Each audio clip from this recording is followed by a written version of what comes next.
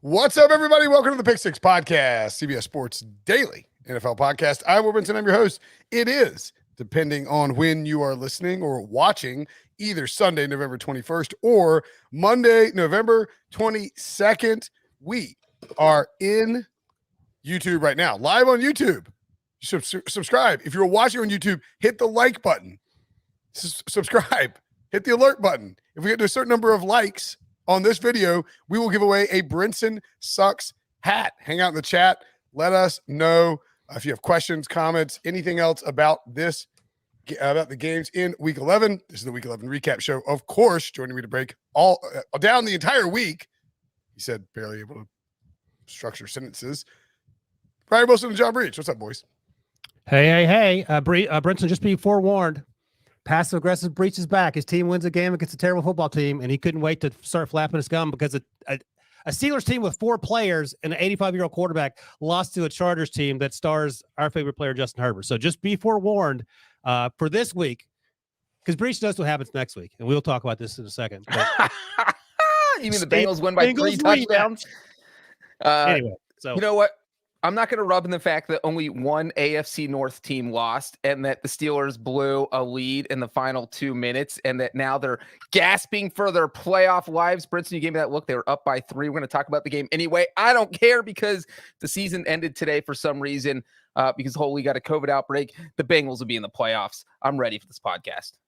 Right, if the season ended because the whole league got a COVID outbreak, that would likely be a problem for the playoffs. No, they would say everybody go regroup for a month. We'll meet you in January for the playoffs. And the Bengals will still find a way to lose a playoff game with no other team in the playoffs. And delusional Breech. Only 2 modes. Word. That's right.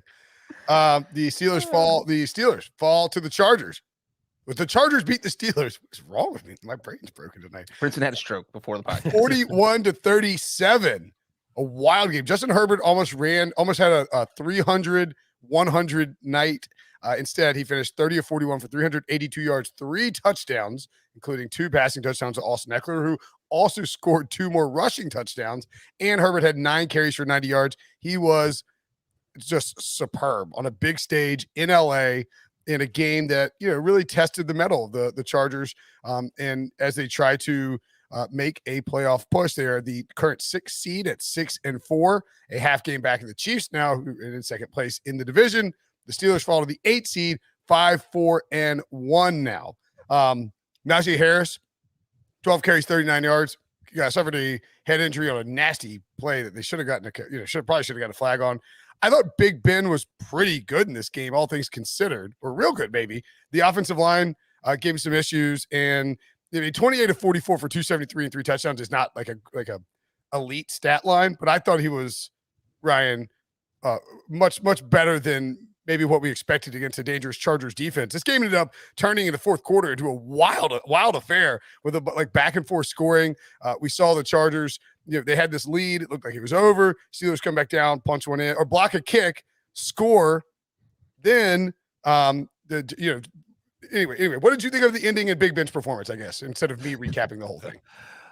No, Big Ben played well beyond expectations, and I was talking to Breech about this before you hopped on. It was a fun game for me to watch. I had very low expectations for the Steelers because they were down 25% of their roster, and all the Pro Bowlers were playing on defense. So I was happy the way Big Ben played. Najee Harris, his career is going to be a year and a half. Just the way they use him and the wear and tear on that poor man's body. The hit you mentioned, I have no idea how that wasn't flagged. That was an elbow to the face and helmet to helmet. And I have a couple comments about the officiating later. Not why the Steelers lost, just in general, the sort of insanity that continues to be the officiating. But I have no problem with the way the Steelers offense played. The defense, they were just holding on for dear life. Cam Hayward, as Cam Hayward does, ended up making a play that led to the interception. Cam Sutton had the interception. I think that the biggest takeaway for me, though, is that as much as I love Justin Herbert and as much as I love Brandon Staley, their defense sucks. Their defense is hot doo-doo. I mean, you let the Steelers, who hadn't even come close to sniffing 30 points this year, score 34 points in the fourth quarter. You don't have a chance in the AFC if you don't get this defense squared away. And I love Brandon Staley, and we heard Chris Collinsworth talk about it all night on Sunday night. Brandon Staley's going to let you beat him with the run game and the short passes. He's not going to let you beat him deep. Well, okay, but you end up giving up 37 points to the Steelers. So if that happens to Pittsburgh, and we saw it happen in recent weeks in terms of them not being able to keep people off the field, I don't have great expectations for this defense staying up for much longer in terms of once they start making this playoff push.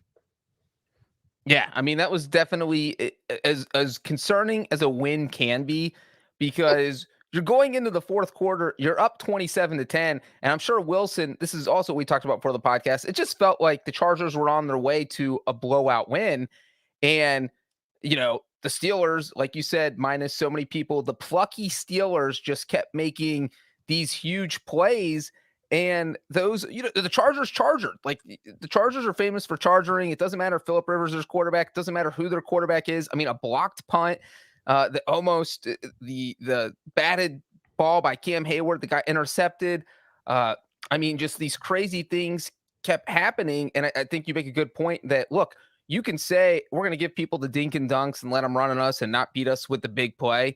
But that doesn't work so well if your offense isn't scoring on every drive. You're not going to play a depleted Steelers defense every week. If you're playing a Chiefs offense that's running on all cylinders, that strategy is not going to work. So it is interesting that he's doing that. It is kind of working right now, obviously, because the Chargers are 6-4, but is not a strategy I would be comfortable going into the postseason with. I mean, look, the Steelers were, God, this game was 27-10 going to the third. There were 37 points in the first three quarters, 41 points in the fourth quarter. I mean, it got wild quick. We saw, so looking at it, was we had Austin Eckler, so it was 34-20 after Austin Eckler scored. Big Ben marches them down the field. Did they then get a block punt? No, the block punt was before that, right? I don't know. Yeah. Yeah. Wait, where were you? Look at the possessions. Yeah, I'm trying to. I get it all mixed around because they had the block punt on the second possession of the fourth quarter. The Steelers scored on 5 straight possessions in the fourth quarter. Field goal, touchdown, field goal. And then obviously turned it over on downs after getting negative 22 yards. So they got the block punt. They scored another touchdown on a long drive, but the Chargers kept answering because the Steelers had nothing without TJ Watt and Minka Fitzpatrick out there. You know, with all those injuries, it's just going to be difficult to stop a decent offense at all. And that was really the case here, right? And again, that portends trouble for the Chargers, not the Steelers. We know who the Steelers are. In fact, the Steelers exceeded expectations in just about every way. Like Cam Newton, that would be awesome. Cam Hayward made a huge play in the fourth quarter. And we haven't even talked about the next to last possession for the Chargers where they went for it on their own 34, 4th and 1. I thought they should have gone for it. I would have just snuck Justin Herbert, whatever. Yeah, you can just didn't like the play call. But if they end up losing that game, people are coming after Brandon Staley for being so aggressive, even though I thought that was the right call. But the Steelers, you talk about the fourth quarter, 3 of those 5 scores started. One was the 3 on the punt, the LA 11 on the interception, and the LA 34 the next drive on the turnover on downs. On that interception, Cam Sutton got crushed in the head by the offensive lineman. Again, no flag. So two plays where people got their heads taken off, no flags. 2 plays later, when Big Ben got the roughing the passer on the push from right. Bosa. Joey Bosa, yeah. What are we doing? Yeah. So you can't push a big fat guy, but you can go after guys' heads who aren't paying attention. And there needs to be a rule. Like I think we have too many rules. There needs to be a rule. If a player's down, you can't spear him. You have to touch him. Like you have to 2-hand touch him down because we see a lot. I think that is the rule, except they just didn't throw the flag. But I feel like so many guys get hurt that are on the ground and people just plow them. And I barge in there, and all they do is put a hand on him, but instead they like put their full body weight on him. Yeah, I don't know of all the things we're worried about in safety and all that stuff, and then you get Bosa a pass, rough the passer on a push. What are we doing? I think the problem is, and this is what we go back to when we complain about how the league puts these rules into place, is that they tell the officiating department, they're like, we are emphasizing this and emphasizing this, and so officials are looking like hawks for roughing the passer penalties, where it's like, man, like, I mean, Ben was looking for a penalty when he got up, but Bosa pushed him. It was probably unnecessary, but it was also like not going to kill Ben or anything. We're going to break his leg. But they also, the taunting thing, Clyde Edwards-Helaire is running in the end zone points in an earlier game. We'll get to that. The league puts an emphasis on this, and the refs are trying not to get in trouble for missing things that the league puts an emphasis on. So they catch these little minor violations of these specific rules. And meanwhile, they're out there completely whiffing on like forearm shivers to the head of running backs who are like flying down to the ground. They're the parquet ticking police trying to work homicide cases. Yeah. Come on.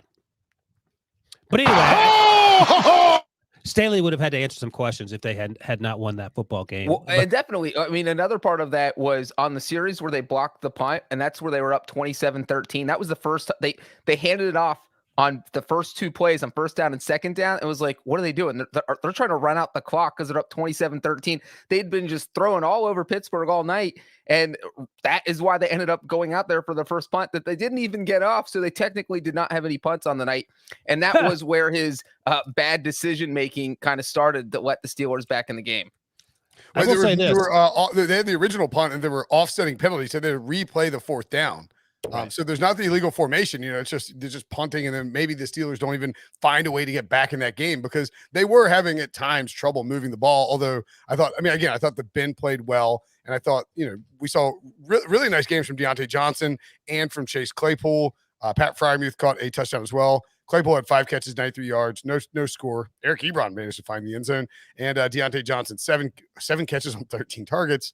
I feel like he didn't drop a lot though, right? Didn't drop any. They didn't drop any, and 101 yards and a touchdown. There were just some where Ben was sailing over his head, or there's the one where there was no pass interference. It was low because it was called off uncatchable, et cetera, et cetera. Just to be clear, the Steelers had no trouble moving the ball. I mean, the second series, they were down at the 2-yard line, and they went for it, which I was fine with. They didn't get it. They had one punt, and then the end of the game ended when Big Ben went backwards 45 yards. There were only 2 punts in the game that actually counted. One was blocked, and the other was the I don't think a blocked punt goes into the books as a punt. Yeah, it's not on the stat sheet. Technically speaking, there was only 1 punt in the game. Huh. Fun fact, Brinson. You learn again, about special. I guess I never really bothered to look at that. I would be very. Why would you? Right? I don't think many people do. I would be very concerned if I'm a Chargers fan or the Chargers. There's no punt for long. Sam Bruce Smith in the YouTube chat. If you're in there, by the way, hit the like button. We are flying up there. We got plenty of people in the chat. Hit the like button. We're going to give away a free hat to someone in there. So smash that like button now. What about when Herbert got punched in the stomach? That was, for one, people on Twitter were mad at me because I said incredible play by Cam Hayward to chase down Justin Herbert. On Twitter. I mean, we can separate the two things because it was an incredible play by, there's no reason Cam Hayward, who's 288 pounds, 32-year-old Cam Hayward, defensive tackle. Yeah, a monster human who was gassed out there. There's no way that he should be able to walk down Justin Herbert and tackle him before the end zone. He did. So, but then he's like laying on him, and I think it was Joshua Palmer. Thank you. Came over and they tried to pull him off, and Hayward reacted and shoved Palmer back, and then punched Herbert when he was on the ground. It was the punch came. The punch came before that. The punch came as they were being tackled going to the ground. Now you can't. I don't know. Yes, I don't think the math is that he was trying to punch the ball up because it looked like he just punched him in the stomach. But Hayward got flagged for that. He got flagged. That's also he got flagged. Well, right. So I'm saying it's not the same thing because we're talking about where the other guys, the other 2 instances we're talking about, no one got flagged. Hayward, everybody saw what he did. He got punished for it. So, that's exactly what's supposed to happen when someone takes a cheap shot. Yeah, I don't know if Sam Bruce Smith is asking whether he would have gotten flagged. No, he punched him after Palmer tried to push him off. He shoved Palmer, then he turned around and hit him again. I mean, he got flagged. That's it was just weird. It was weird to react. It's one thing to react to me, get off of me, dude. That happens all the time. But then to turn around and punch the guy that you were laying on is very bizarre. What if he's if I'm going to get flagged, I'm going to go all in. I guess. I wonder if Herbert said when he was laying on Herbert, Herbert said something like, "Get off of me." Herbert didn't say anything. Or maybe he said "Get off something of me, large man." Yo, mama smells. Yeah, he didn't say. I would have to guess. Trash. Herbert didn't say anything. He got flagged. It was a dirty play, but I mean, that stuff happens all the time. I guess I don't know what to tell you. No, that doesn't happen all the time. You don't know what happens at the bottom of that pile. I mean, it doesn't happen all the time when it's just 2 guys down the field on a tackle. That's true. So yeah, Anywho, the Steelers lost. What's your panic level on the playoffs, Wilson? Oh, I never had any expectations for the playoffs. As I told Breech, my expectations are 8-1 or better, just so Tom can keep the winning streak alive or the non-losing streak alive. And I enjoyed watching this game. You want 8-1 or better? That's what I just said. Yeah. Oh, sorry, I just said 8-1. I was like, what? No, they're not going to go 8-1. Yeah. But this game was fun to watch for me because I had zero expectations, especially after they were up down 14. I was like, okay, well, this is a wrap. And then watching the Chargers slowly unravel was concerning because I like the Chargers. I like Brandon Staley. I like Justin Herbert. But again, that especially, and I can't really have to say this, given the way the Chiefs are playing, Brinson's Chiefs are playing, you have to be very worried if you're the Chargers. About like what? Your playoff future. Oh, well, I think they can still get to the playoffs. Of course, they can still get to the playoffs. I'm just saying. Look at that AFC standings. Oh my God, it's beautiful. My Pats, my Chiefs, 3-4, baby. First place. Anybody get the Colts in the playoff draft? Super Bowl? I didn't get the Pats in the draft. I don't think. Yes, I did. Yeah, but I'm saying I've been kind of banging the Pats bandwagon. Guess who got the Colts? C-Rad. C-Rad. Wow, late. Very nice. C-Rad's all over us. Colts moved to 6-5, and the just give the money to C-Rad now. We're not winning. Seed. All right, let's head to the next game. The Chiefs, the aforementioned my Chiefs, beat the Cowboys 19-9. Now, CeeDee Lamb left this game at halftime and never returned. He was evaluated for concussion, ruled out with a head injury. The Chiefs offense was, I don't even know the story. I think it's the defense and the fact that they held the Dallas Cowboys, who even without Amari Cooper and without CeeDee Lamb, still have plenty of talent on that side of the ball. To hold the Cowboys to 9 points is a very impressive feat. What do we think of the Chiefs here, Breech? I was highly impressed with their. I mean, we're talking about a Chiefs defense that picked off Dak Prescott twice. The Cowboys are not an easy team to shut down because they have so many weapons. It's not just Amari Cooper out there. It's not the Amari Cooper show in Dallas. It's Dak Prescott. He's kind of the glue guy. And for them, the way the Chiefs struggled early in the season, it didn't seem like a game like this against a high-powered offense would be anything close to possible. And now here we are, kind of like 2019, where they started 6-4. They go on to win the Super Bowl. You look at their last 4 games, they've held every opponent to under 17 points. And, when they played the Packers, it was like, oh, well, they were playing Jordan Love. And that streak started against the Giants. It was like, oh, well, it's the Giants. Last week, they held the Raiders to 14. And, the Raiders are in their midseason collapse. So we're refusing to give the Chiefs defense any credit. And I think this is the game that proves they've kind of gotten over the hump. They figured things out. And if they're winning when their offense is struggling, that's scary because their offense isn't going to struggle all season. And so for them to be able to win a game where their offense scored under 20 points, I think makes the Chiefs probably the best team in the AFC. Dang it, Breech. Because I was going to say, I had this bold prediction I do for HQ today because I work no matter what, apparently. I said the Chiefs are going to win the AFC. Who's that a shot at? No, I'm just joking that I grind through all matter of under the weatherness. Yeah. Oh, right. Oh, now suddenly you want to keep a secret. I forgot. Yeah, there better. No, what I said, Breech, was that they're going to win the division. That feels like a layup. I think they're going to get the number 1 seed in the AFC because if this defense plays even halfway decent, replacement level defense, that's all you need because it allows Patrick Mahomes to calm down with the play calling. Andy Reid can do what he wants to do and not have to worry about Patrick Mahomes wheeling and dealing. Mahomes made some mistakes, which he does. I mean, that's part of his magic, I guess. But here's the thing. So they're on their bye now. So they got a week to get healthy. And then they play the Broncos twice. And Andy Reid off the bye. There you go. Andy Reid off the bye. I got that dance video somewhere. So they played the Broncos off the bye and at the end of the season. And between that, they have the Raiders at Chargers, Steelers at Bengals. So at 6-4, 7-4 now, I mean, of those 6 games. There's a path to 9 wins. This is where you say it, Ryan. Do it. If they don't win 9 games, then we're all gonna be in trouble. But those 6 games, they got 7 wins now. How many of the 6 games are they're gonna burn through? Well, I'll tell you this. I think they go 5-1, and I'm not. No, they might lose the Bengals. I'm not saying that. I think the schedule is difficult enough that they'll slip up at least once, but I feel like they go 5-1. Yeah, so that gets what's that? 11-6. Yes. No, 11-5. What's the math? They're 7-4, so 12-5. 12-5. Thank you. So they only have 6. Yeah. So you think 5-1 over the next 6 games? And 12-5 might be the number 1 seed because there's only 2 3-loss teams, and they could easily get to 5. Yeah, and some of the teams up top there, outside of the Patriots, coincidentally, are not playing great. Well, the Titans and the Patriots have to play each other too next week. So that's one of those teams is gonna have another loss. One of those teams, like the Patriots are 5.5-point favorites, so it's very possible that both the Pats and the Titans are 8-4, and then the Patriots have to play in a very nice setup. And the Patriots have to play the Bills twice more. So. Patriots have to play the Bills twice. Sweeping them would be a very impressive feat and probably unlikely. The Chiefs defense has held teams to 20 points or fewer in 4 straight games. All of those are wins, as you can see on the graphic on YouTube. Reminder, hit the like button. That's the longest such streak by any team in the NFL this season, which is kind of crazy. The last time the Chiefs allowed fewer than 20 points in 4 straight games or more, was a 5-game streak from weeks 11 through 16 in 2019, when the Chiefs went on to win the Super Bowl.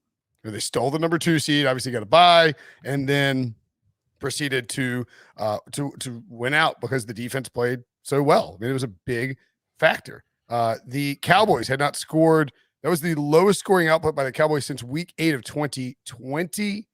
And Chris Jones is 3.5 sacks, more than he had this season coming into the game. Chris Jones sliding inside. And let's not give Steve Spagnuolo too much credit for, moving a player back to his original position where he's better. But, him sliding back inside has made a huge difference for this Chiefs defense.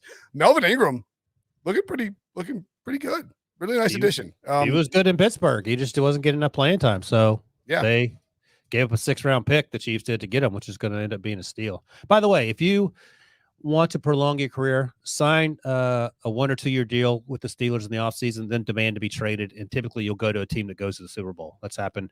LeGarrette Blount did that. And someone else's did. I can't remember right now. And now, of course, Melvin Ingram. Dak's first game with multiple interceptions.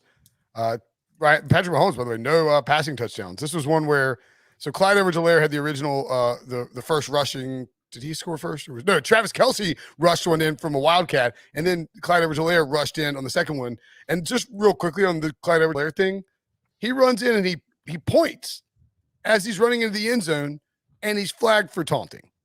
That's Brinson. Can't taunt. That's a clear and obvious taunt. That one you can't even. Okay, but again, back to the point that we made in the previous game.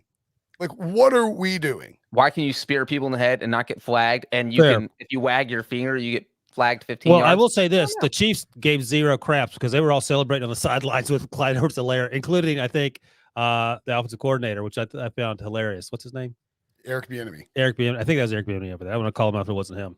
So they gave. Andy Reid was not thrilled about it. My point is that I get it. If you want to take taunting out of the game, that's one thing. If you want to keep guys from, because the whole point that John Mara made was that he wants to prevent the escalation of guys talking on the field. But you're asking players to go out there and violently tackle each other, to run around the field at maximum speed, to play a game for 60 minutes, leaving everything on the line, that they ask you to do physical things you're not supposed to do as a human being. And then you aren't supposed to let them celebrate in certain ways, and it's all arbitrary too. Travis Kelce can get a first down and start I probably shouldn't be dancing on video, but start grinding and dry hump in the air. But Clyde Edwards-Helaire points as he runs in the end zone, and we think that's gonna turn into some on-field violence because he's pointing at somebody and saying I scored.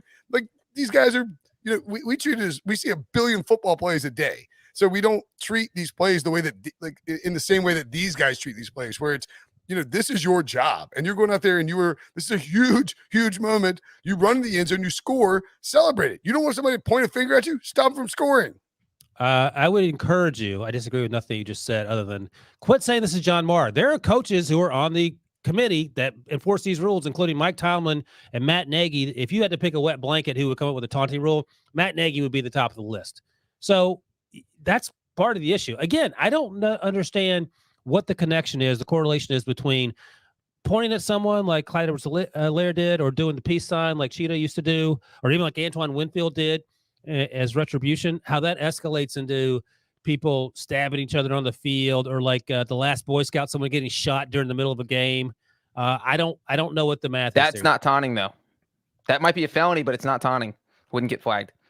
And you know what's funny is that it's unsportsmanlike conduct, I think, to shoot someone. That's true. That's true. And you know what is funny is that the taunting. You may get ejected from the game if you bring or like, was it the guy with the fake gun? Like, that was awesome. Yeah, that was amazing. It's like, yeah, that's probably like that's if you shoot a fake gun on the field, if you're holding a fake gun in the air, an invisible gun, and pretending to be like shooting it like crazy. But that was after they missed the face mask.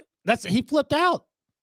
He got his helmet ripped off. Like his helmet is no longer attached to his head and had been dragged by somebody else for like 20 feet, and he gets flagged for taunting or in sport, whatever it is. It's just, if you do an invisible gun, I get it. Like that would be taunting. You know, if here's the other issue. And Mike Pereira pointed this out, the rules official for Fox. He said, well, you're not allowed, New York's not allowed to go back and litigate these plays for like face masks, for example, but it looks like they're going to do it. They got it right, number one. Number two, you have 7 or 8 officials, I don't know however many are out there, who missed a face mask because they're too busy flagging the guy who was laughing and pointing because he didn't have a helmet because someone ripped it off, and did like I'm shooting ducks with or ski or whatever it's called.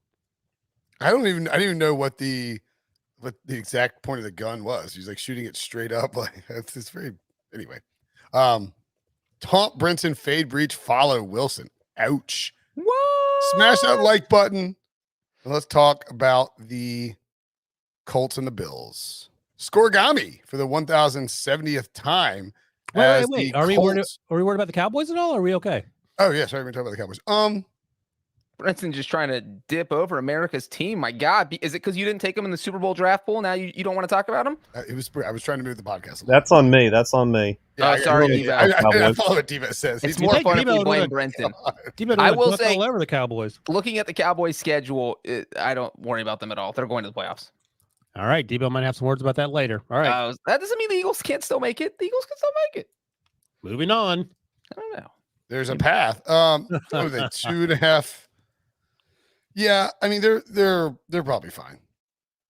I am a little worried that we've got 2 out of 3 games where they've completely laid an egg on offense. But I think the fact they'll win the division. I'm just thinking more like January football. Are we more concerned now than we were? Sort of like with the Buccaneers. They don't look to be the same team we thought they were going to be. I would say this: Tyron Smith matters. True that. I mean, the Chiefs were all over Dak Prescott. The offensive line couldn't protect, and we saw, Denver got all over him too, right? I mean, they scored 25 points against the Broncos and Chiefs, 2 defenses that have struggled at times this year, but are now playing pretty well, I think. But think about the thing that ties those teams together is that they're both in the AFC. And if you look at the Cowboys' schedule, for whatever reason, they've struggled against AFC teams. They went to overtime with the Patriots. They only beat the Chargers by 3 in a game they probably could have lost.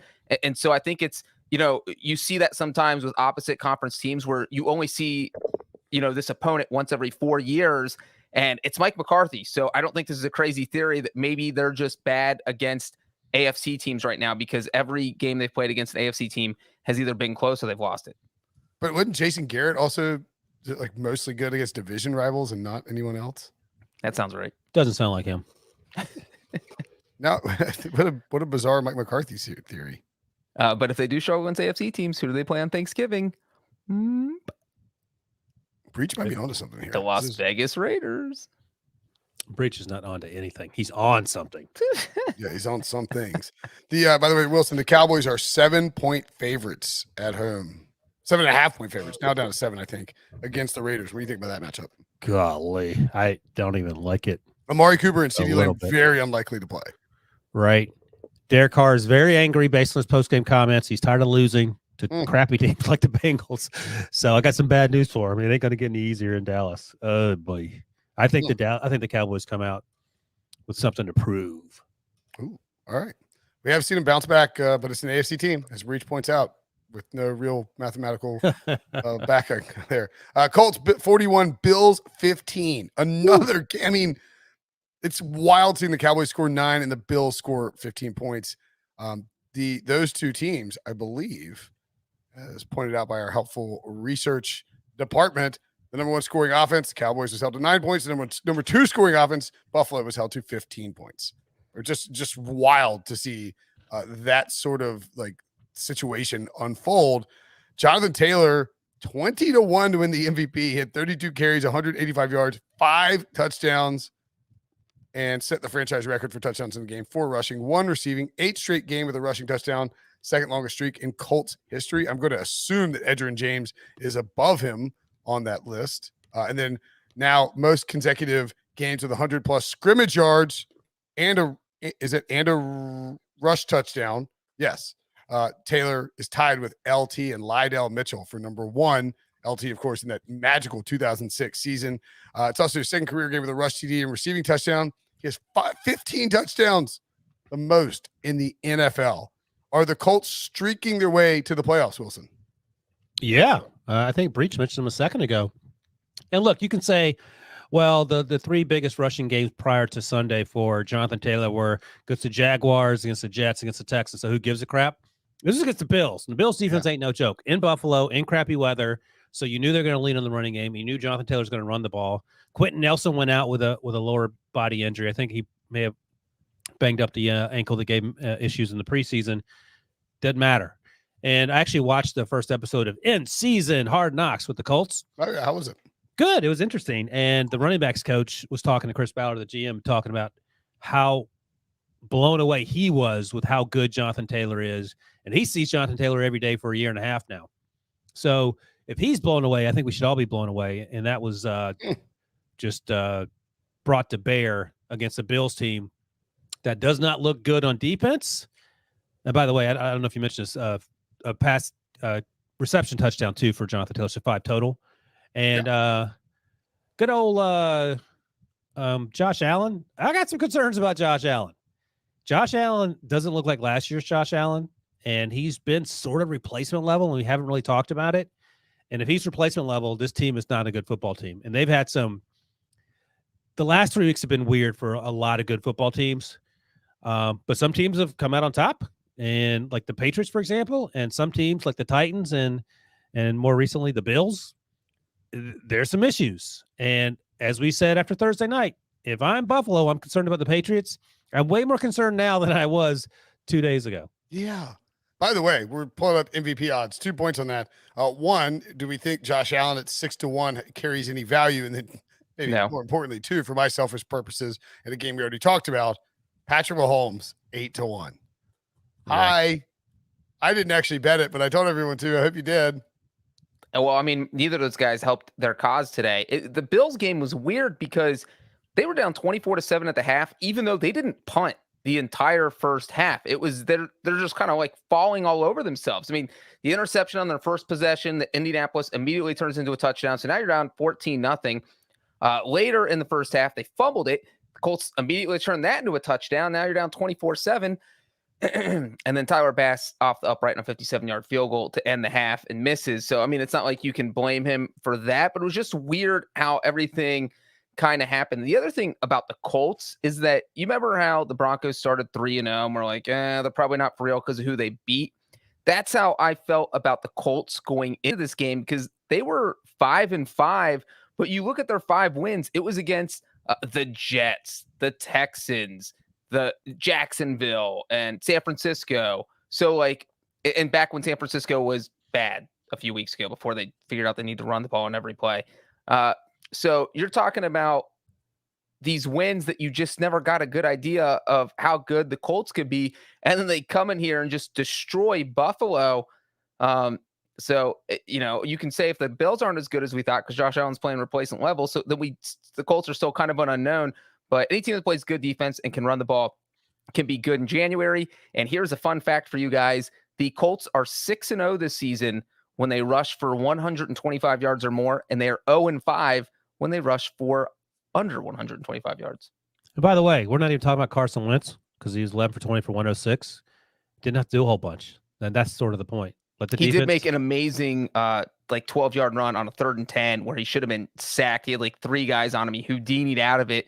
That was on a drive that he kept it alive for a touchdown. I looked up and I thought that was Josh Allen. Like that's how incredible it was. And then I realized that the uniforms were switched. Did you guys hear that call? Yeah, you tweeted. Couldn't quit tweeting about it, Debo. Was that more That exciting was a for good you? call. Was that the escape hatch call? Oh, he found the escape hatch. How's my face showing? Fantastic. That's a young Kevin Harlan. He's the greatest. A young Kevin Harlan. By the way, very important here. Quentin Nelson, Frank Reich said his injury does not appear serious. So that is huge for their run Huge. attack. Indeed. Huge. Colts still have a tough schedule, though. I mean, they're at 6 wins. They still have to play the Buccaneers, the Patriots, the Cardinals.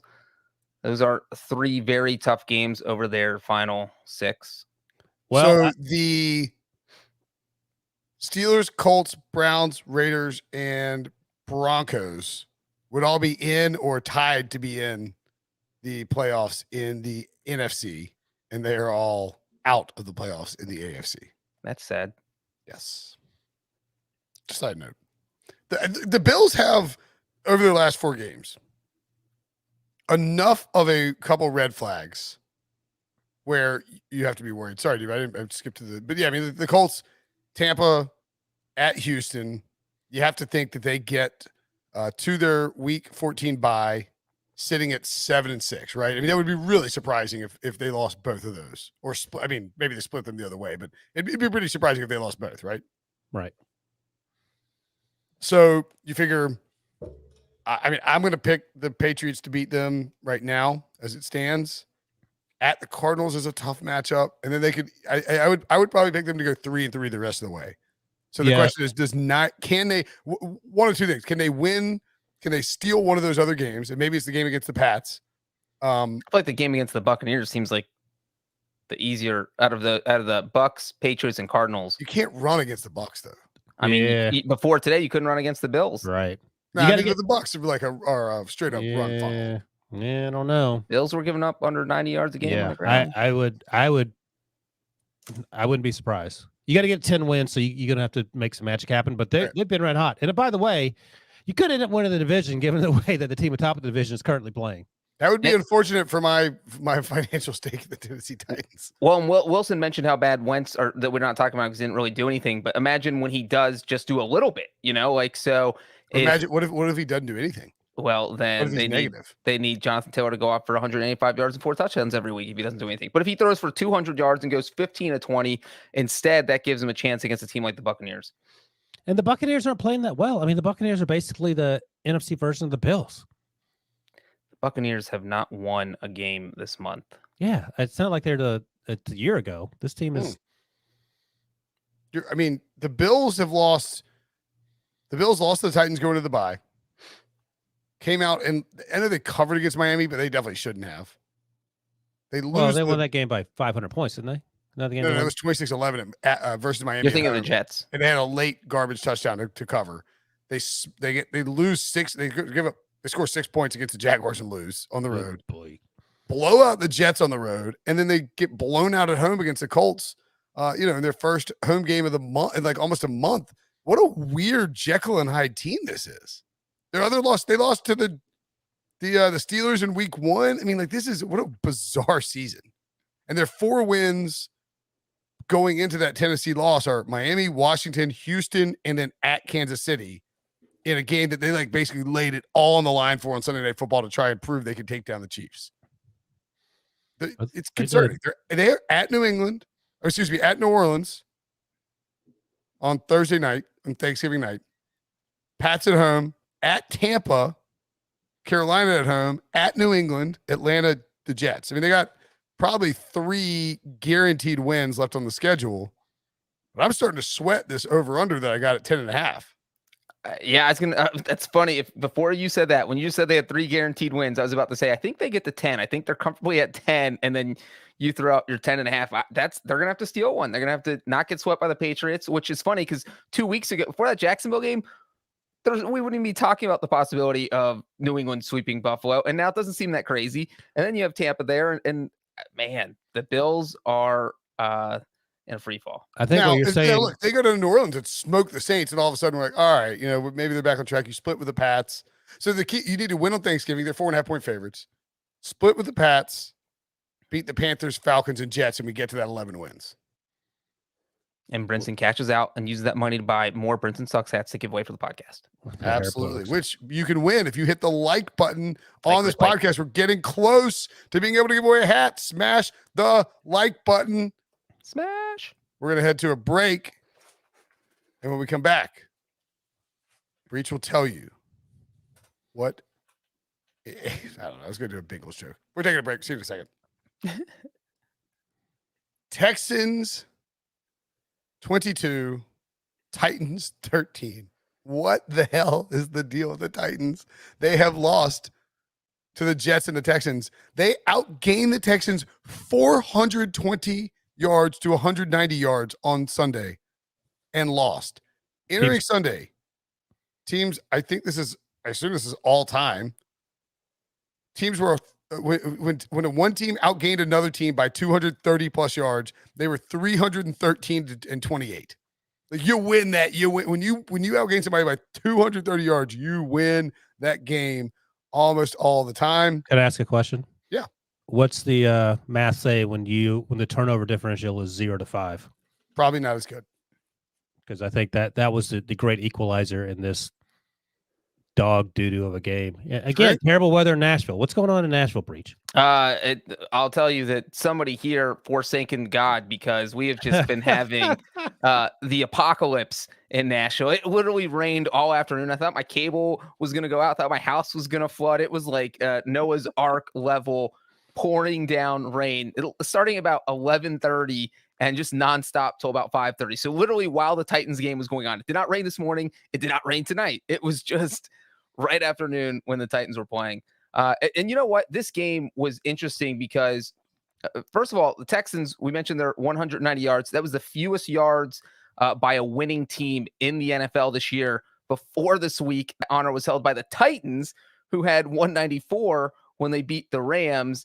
And this was just all on Ryan Tannehill. I mean, I don't know what else to say except that I talked about a little bit with Brinson in the preview show, looking at the Week 12 stuff, that the game, ever since Derrick Henry got hurt, there hasn't been a game that really got put on Tannehill's shoulders, because against the Rams, the defense played so well. Against the Saints, the defense played so well. And so the Titans were never in a hole. And then here you had this game where it was kind of, all right, either Ryan Tannehill's going to win it, because this is a team they should have crushed. And he goes out, throws 4 interceptions. They had an idiotic punt return that bounced off the returner's foot. Awesome. Inside Tennessee's own 5-yard. The guy turns his back to the ball. He turned his back on the punt return. And the ball hits his foot, and the Texans recover it at the 5-yard line. And so Houston got 13 of their 22 points off these 5 turnovers. And this was the first time since 1979 that the 16th ranked team in a conference, so the last place team in the conference, beat the top team in a conference. Here, I got another fun fact for you. Not so fun for me because I have to relive this. 2002, which was the inaugural season for the Texans, they went to, I think this game was in Pittsburgh. They went to Pittsburgh. Derek Carr played. The Steelers had 442 total yards, and they lost 24-6. How many total yards do you think the Texans had? 75. Oh, this is like an NFL record, like 55. 47. Oh, wow. My God. 294-47, or excuse me, 422-47, and the Steelers lost by 18 points. So it could have been worse. Ryan Tannehill and Mike Rabel, if that makes you feel any better. It probably doesn't. Probably I doesn't. mean, this stat, like this box score, is remarkable. You look at this box score, and without knowing what the final score of this game was, and you would 100% think the Titans absolutely obliterated the Texans. I mean, Rex Burkhead was the leading rusher with 40 yards. Tyrod Taylor, 14-24 for 107 yards, no touchdowns, no picks. And Chris Conley, 4 catches, 37 yards, their leading receiver. There was a moment where it looked like the Titans were going to find a way to steal this, and it was mostly when David Culley decided to punt late in the game. Like he had like a, was it fourth and... You have nothing to lose, man. It was 4th and 1. Go for it. But I guess he knew Ryan Tannehill was going to throw another interception, which is what happened. Yes. But that's one of the things. Like David Culley, by all accounts, is a great dude. That has to be the first question you ask at the job interview. And it has to be some clause in your contract that if you just say something at a job interview and you do the exact opposite, you're that's grounds for firing on the spot. The Texans had, I mean, this is remarkable. 10 drives that went less than 10 yards. That's what I was that looking is, for. and as Breech points out, on those drives, they got 13 points. They got 13 points on 10 drives of 10 yards or less. That is unbelievable. Without moving the ball, they got 13. So basically, the Titans gifted them 13 points. They had, it's just stunning to look at. They had 7 drives of 5 yards or less. And they got those 13 points on those drives. That is unbelievable. I'm not sure just because all the turnovers and because it poured down rain the whole game, if we learned a lot about the Titans, but I would be a little concerned about their offense.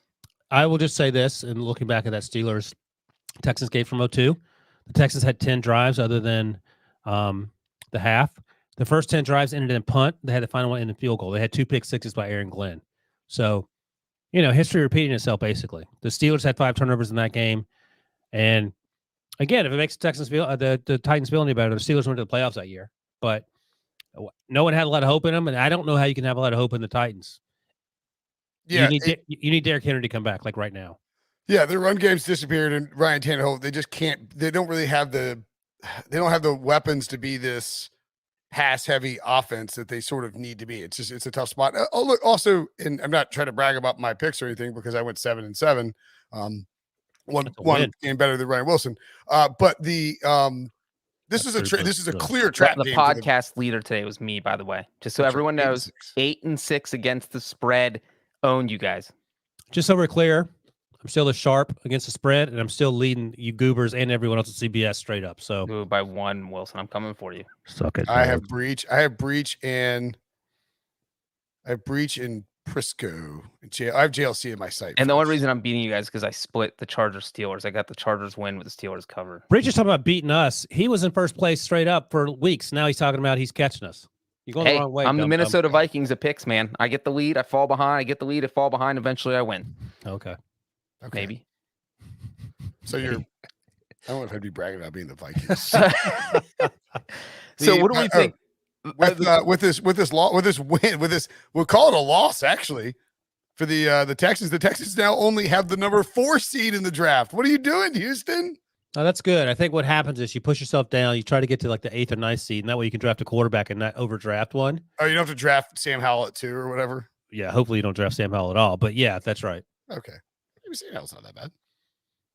The Titans have 8 wins. How many do they end up with? Well, we just talked about the Colts needing to get to 10. So can the Titans win 2 to 3 games? They got to win 2 more. They still have the Dolphins. The Titans are going to the playoffs. They still have the Texans. They still have Jacksonville. Well, they just lost the Texans. Yeah, splitting with the Texans is not. Yeah, ideal. but guess what? The next one's in Houston, where it can't rain because there's a dome over the stadium. That's right. Leave the roof open. I mean, I think they lose to the Pats in New England personally. It would appear that way based on what we've seen. I mean, they've gotten up against good teams. And what'd you say, Breech? They're undefeated against New England under Mike Vrabel? Yes, it's only 2-0. Yep. They should beat Jacksonville, but not a guarantee. But I feel like the reason for that is because they have Derrick Henry, and like Belichick obviously tries to take away your best thing. You can't like teach your defense to tackle Derrick Henry. He's just going to run over everyone no matter what. So yeah, and that's what Breech and I were saying in the early odds podcast too. Is that, and we'll talk about this of course this week. But when you have if AJ Brown is your like only weapon, Bill Belichick can lock in on AJ Brown, take him out, and then it's like, all right, Ryan Tannehill beat us with Westbrook Akine or whatever. Moving on. Ravens 16, Bears 13. I don't know if you guys heard the Fire Matt Nagy chants or if you saw the Bears Periscope they did after the game. Like, Coach Nagy's live at the podium, and the comments are ruthless. It makes the YouTube chat for this podcast on Sunday nights look kind. Seem like an NPR convention. What's that? Seem like an NPR get together. An NPR get together? I don't. He's joking because no, it does not. Oh, is that are people nice on the NPR get together? Yeah, they say he sounds very pleasant. Yeah, come on now. Yeah, I mean, like usually in this chat on our YouTube, I look at it, it's like I wake up in the morning, I'm like crying, like my feelings are hurt. Mission Matt accomplished. Nagy, I hope he doesn't read the comments as well, because boy, oh boy, he looks. I mean, they got look right before the game, or I mean, not right before the game, but we knew Lamar Jackson texted his boy. Tyler Huntley. I keep wanting to call him Trace McSorley. I don't know why. Tyler Huntley. Tyler Huntley. I know. Yeah. He texts Tyler Huntley. And it's like, hey man, lighted up today. And Tyler Huntley played okay given all the circumstances. Yeah, The Bears are he had just literally trash. had one throw. He had one good drive. Yeah.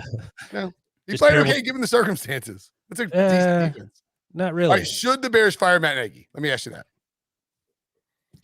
Well, the question always comes up when we talk about firing people, can you find someone better? And I would posit, can you find someone worse than Matt Nagy?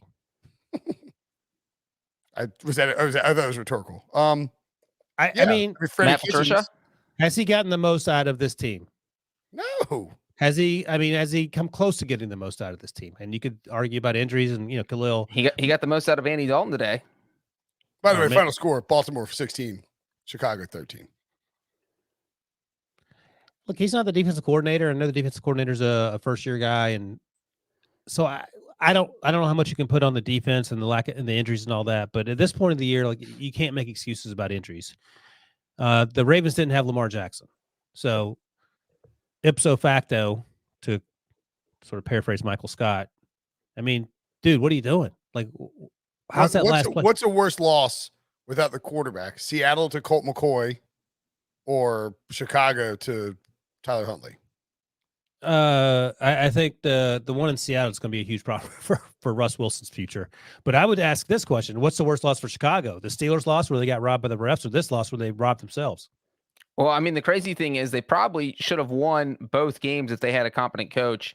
100%. And then you're talking about a 5-5 team, and it's a completely different conversation. So I think that's your argument for getting rid of Matt Nagy. When your coach is, when you're losing games because of coaching, that's when you know it might be time to move on. Look, when Freddie Outhouse discussions are breaking out in the YouTube chat, hit the like button. We're almost there to give away a free hat. We're a couple away. When Freddie Outhouse discussions are breaking out in the chat, that's when you know that you've gotten a bad situation in your hands. Matt Nagy has been, I mean, I know everybody, I know the Bears fans hate his play calling and all that. He's won a lot of games. What? He went 8-8 last year. I know he was coach of the year. I think it's more of he's been to the playoffs 2 times in 3 years, which, most coaches don't get grilled like this when they've been to the playoffs 2 of their first 3 seasons and never had a losing season. Fair. I mean, that's what the Bears front office is probably saying. That's why we're not firing him right now, because he's been to the playoffs twice and he hasn't had a losing record. He hasn't, and he makes Andy Dalton look like an MVP. This currently the Bears pick that's going to the Giants is number 6 overall. That's Brinson, not good. somebody has got a Brinson burner account going. Yeah, they could use they could use an offensive lineman for sure, but they're not going to get one in the first round. Yes, they certainly could. They will not get one in the first round. I mean, Justin Fields suffered bruised ribs, according to reports. Doesn't sound like it's going to be a spleen injury or broken ribs, which is huge. But it's hard to imagine him playing on Thursday at Detroit. The problem is at 3-7 now. Do the Bears? Where are we at on the Ryan Pace, Matt Nagy? Oh crap, we have to do X scale, because if you're Nagy, you're trying to save your job. So do you play Justin Fields on a short week against a terrible team with bruised ribs? Because that's how you get broken ribs for your quarterback, or something worse, right? It's a weird line to walk if you're Chicago. You're not a playoff team. I know you're only 2 games out technically, but you're a bad football team, and I just don't know what you do. The Ravens, it's hard to just really dive into this too much because of, no Lamar Jackson. I mean, you don't know anything about the Ravens. They won the game, which is what they had to do. And then other than that, it's you move on and they'll get Lamar back and they'll be the Ravens going forward. They found a way to steal the game, basically. Right. Well, let's not forget, they were the Ravens going forward when they lost to the Dolphins on Thursday night too. So this is another team that has a lot of issues, like the Titans and like the Bills, that we really don't know a lot about from one week to the next. I mean, there's not a drop your Twitter handle or Instagram handle or some sort of social media channel handle and make a note of what it is, if you don't mind. In the chat, we'll gather names to give away. Keep it the like button, of course. There's not a team in the NFL without a flaw, without some sort of warts or flaws or concerns. They're just not at this point. So Titans, Bills, Ravens, rank them in terms of how good you feel about them in January, February football. Bills, Ravens, Titans. Ravens, Bills, Titans. Are we I think- assuming no Derrick Henry? Yeah, just what you got right now. Yeah, then Ravens, Bills, Titans. I think My concern is that the Ravens are too. This would be the argument for Lamar for MVP. Is they are? I mean, I know they won anyway, but They like won without that him. offense is Lamar. I mean, they only scored 10 points, like Ryan said, the last time Lamar was out there. Yeah, sure. No, it's fair argument. Their defense stinks too. Again, the defense has been the issue, and the defense is never the issue when you play the Bears, but for other teams, including the Tua-led Dolphins, it was a problem. Man, the Ravens' schedule is brutal. Oh, what is it? It is Browns, Steelers, Browns, Packers, Bengals, Rams, Steelers. Yeah, that is not ideal, but I would argue that if you can, like, you have the They opportunity. don't play a team with a losing record for the rest of the season. Yeah, my point is just that obviously Packers and Rams tossed in there is a huge problem. But you have 5 division. I mean, the AFC North is going to be decided. Like it always was going to be decided, just like the NFL sets it up. And these games are at the end of the year. You know, that the Ravens can decide the AFC North in really the next 3 weeks if they want. If they sweep the Browns and beat the Steelers on the road, that division's basically over. I don't know. They could Bengals get might have something to swept say by about the that. Bengals. The Bengals aren't winning the division. Bengals only 1 game out, and if they sweep the Ravens, I mean, the Bengals could win the division. Don't hold that against me. thank you, Brinson. Clip that one and make sure I you didn't play that. In a couple don't clip weeks. either of those. Debo. Things. The Vikings Go Tar Heels. 34, Packers 31. The Vikings have won consecutive games against the Packers for the first time since 2017. 9 out of the Vikings' 10 games this year have been decided by 7 points or fewer, the most in the NFL. Oh my God, they're going to be the kings of a positive or negative regression, I guess. Including today, 8 of those games have the results determined on the final play. 8 games determined on the final play. They are the most insane team in the NFL. They've led by 7 points in every game they played this season. The only team in the NFL to do that. Kirk Cousins, 24-35, 341 yards and 3 touchdowns. He has not thrown an interception since week 5. He threw it today. 195. What? Darnell Savage dropped one that could have changed the shape of that game at the It's end. actually overturned, I believe. It was. That's my point. I just said he dropped it. 195 straight passes without a pick, the longest active streak in the NFL. And that's 24 straight games with a touchdown pass, tied for the longest streak in franchise history. Without looking, I'm going to assume Frank Tarkenton. Although it could be Dante Culpepper. For what streak? Longest touchdown passes, most games with a touchdown pass in a row. I don't know. Both those sound good. I'm going with Christian Ponder. I'm going with Brad Johnson. I guess it could be Brett Favre. Black Mountain is probably. It definitely could be Brett Black Favre. Mountain, North Carolina. Oh, it's Dante Culpepper. That stat was directly below what I was reading, and I didn't see it. Brinson's lying. He saw it. No, I didn't. 24 for Cousins and Culpepper, 21 for Culpepper as well, 19 Cousins, 18 Tarkenton. So no Favre involved. Justin Jefferson had a massive game, 8 catches, 169 yards, and 2 touchdowns. 104 of those receiving yards came in the first quarter. He's the first Viking with 100 receiving yards in the first quarter since Randy Moss in 1999. It's his 11th career game with 100-plus receiving yards, tied with Randy Moss for the most by a Viking in a player's first 2 seasons. He is the real deal. He is exploding. Do we believe the Vikings, Breech, are a playoff caliber team? As the only person I think here that picked them to win straight up, I've been sold on the Vikings for a few weeks. I just think, you mentioned that 9 of their 10 games have come down to 1 score, that they were decided by 1 score, and 5 of them, or a bunch of them, decided on the final play. And it's just, when you can literally point to 5 plays in an entire season and say this 5-5 team could be 9-1 or 8-2. To me, that's where we talk about, there's regression, there's getting better, but in football, there are just luck where there's just a couple bad bounces that work against you, and they can't keep working against you all the time. Although I'm sure Vikings fans feel like that all the bounces do go against them, whether it's missed field goals throughout your history or crazy things that happen to you in losses like Dalvin Cook fumbling in week 1 or Greg Joseph missing in week 2. But this is one of those games where everything did go their way, where you had Mason Crosby missing a 32-yard field goal, which ended up playing a big part in the game. They only won by 3. Kirk Cousins playing lights out. Just, I mean, I don't want to say outplayed Aaron Rodgers because Aaron Rodgers looked pretty phenomenal too, but it's like the Vikings have looked so smart. I mean, even last week, Mike Zimmer, probably one of his best coached games of the season. And they come in here and it just looked like they were always one step ahead of the Packers and knew exactly what they were going to do. I like the Vikings a lot. I think they have, if I had to pick the NFC playoff field right now, I'm putting the Vikings in. But here's the thing. Like, they were up 23-10 in the third quarter. And as I mentioned, they were that one Kirk Cousins interception away.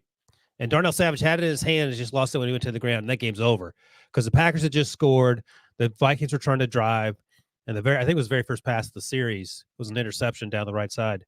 So again, they're up 13 and they just let teams back in. And I know what you're saying, and I know they're playing well, and they're a handful of plays from being much better than they are. But why do they keep letting teams get back in the games? Because they're the Vikings. That's what they do. Okay.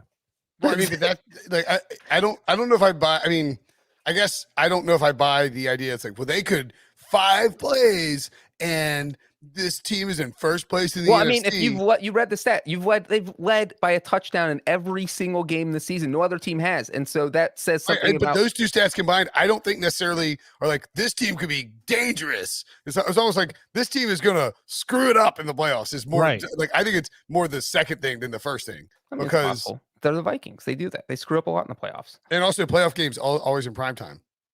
That's trouble. They need the Saturday afternoon slot. They need to request it. But this was, I mean, look, it's crazy that Justin Jefferson has had 2 big weeks in a row because he's the one guy you got to cover in that offense, and he was just running wild. His underlying numbers have been showing like a likely big like explosion game, and these explosion games for Justin Jefferson are coming now. If looking at the wild card race I mean, we still think the Packers are winning the division, right? Yes, they are. Yes. Okay, just make sure. Breech does too. He's just trying to make for good. 2.5 games up, or 2.5 games up on the Minnesota Vikings. I wish that the NFL stat pages would do the thing that baseball does, where it shows you how many games back they are, so I don't have to do the math in my head. Look at that. They won one of those games by 13 points somehow. The 49ers are 5-5. So we have the Vikings, Saints, 49ers at 5-5, the Eagles and Panthers at 5-6. Of those teams, who inspires the most confidence for you guys? The Saints inspire 0 confidence. So yeah. I'm done with them. I sort of think Minnesota and San Francisco. Well, San Francisco's playing better. Seattle's done. But here's the crazy thing real quick is that Minnesota and San Francisco play each other this upcoming week 12. So that's another loss for one of them right there. That's actually not crazy because it's been on the schedule since the summer. Well, it's crazy in terms of the wild card race because we didn't know they were supposed to be 5-5. And the Saints. I'm going to let Debo talk. 40-29. The Eagles stomp New Orleans. I mean, it kind of got a little. Debo was like out there peacocking on Twitter, and then it almost got to the point where it was like he was going to have to sweat out a late Saints comeback, but that didn't happen. The whole process behind handicapping the Saints winning this game was the ability to stop the run. But the Eagles actually rushed for a season high 242 yards. They have rushed for 870 yards and 9 touchdowns in the past 4 games. They've had 100 yards rushing in 6 straight games. They've had at least 64 yards rushing in every game this season. They are ranked first in number of rushes, yards per game, rushing touchdowns. And over the last 4 games, they are 3-1. They are doing what, I don't know, Debo, we all thought they should do, ironically, without Miles Sanders out there. And they were running the football really well. Are you starting to believe that this is a playoff team with destiny stamped all over it?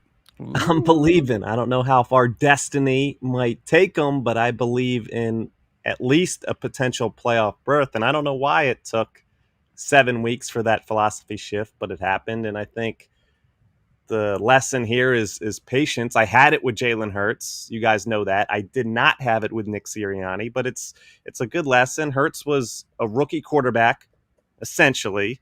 Sirianni was a rookie head coach. It wasn't going to click right away, and it didn't, but it's clicking right now after that shift, and things are looking good, and the schedule helps, as I say, every week. But I think it's just a matter of patience for those two to kind of develop together.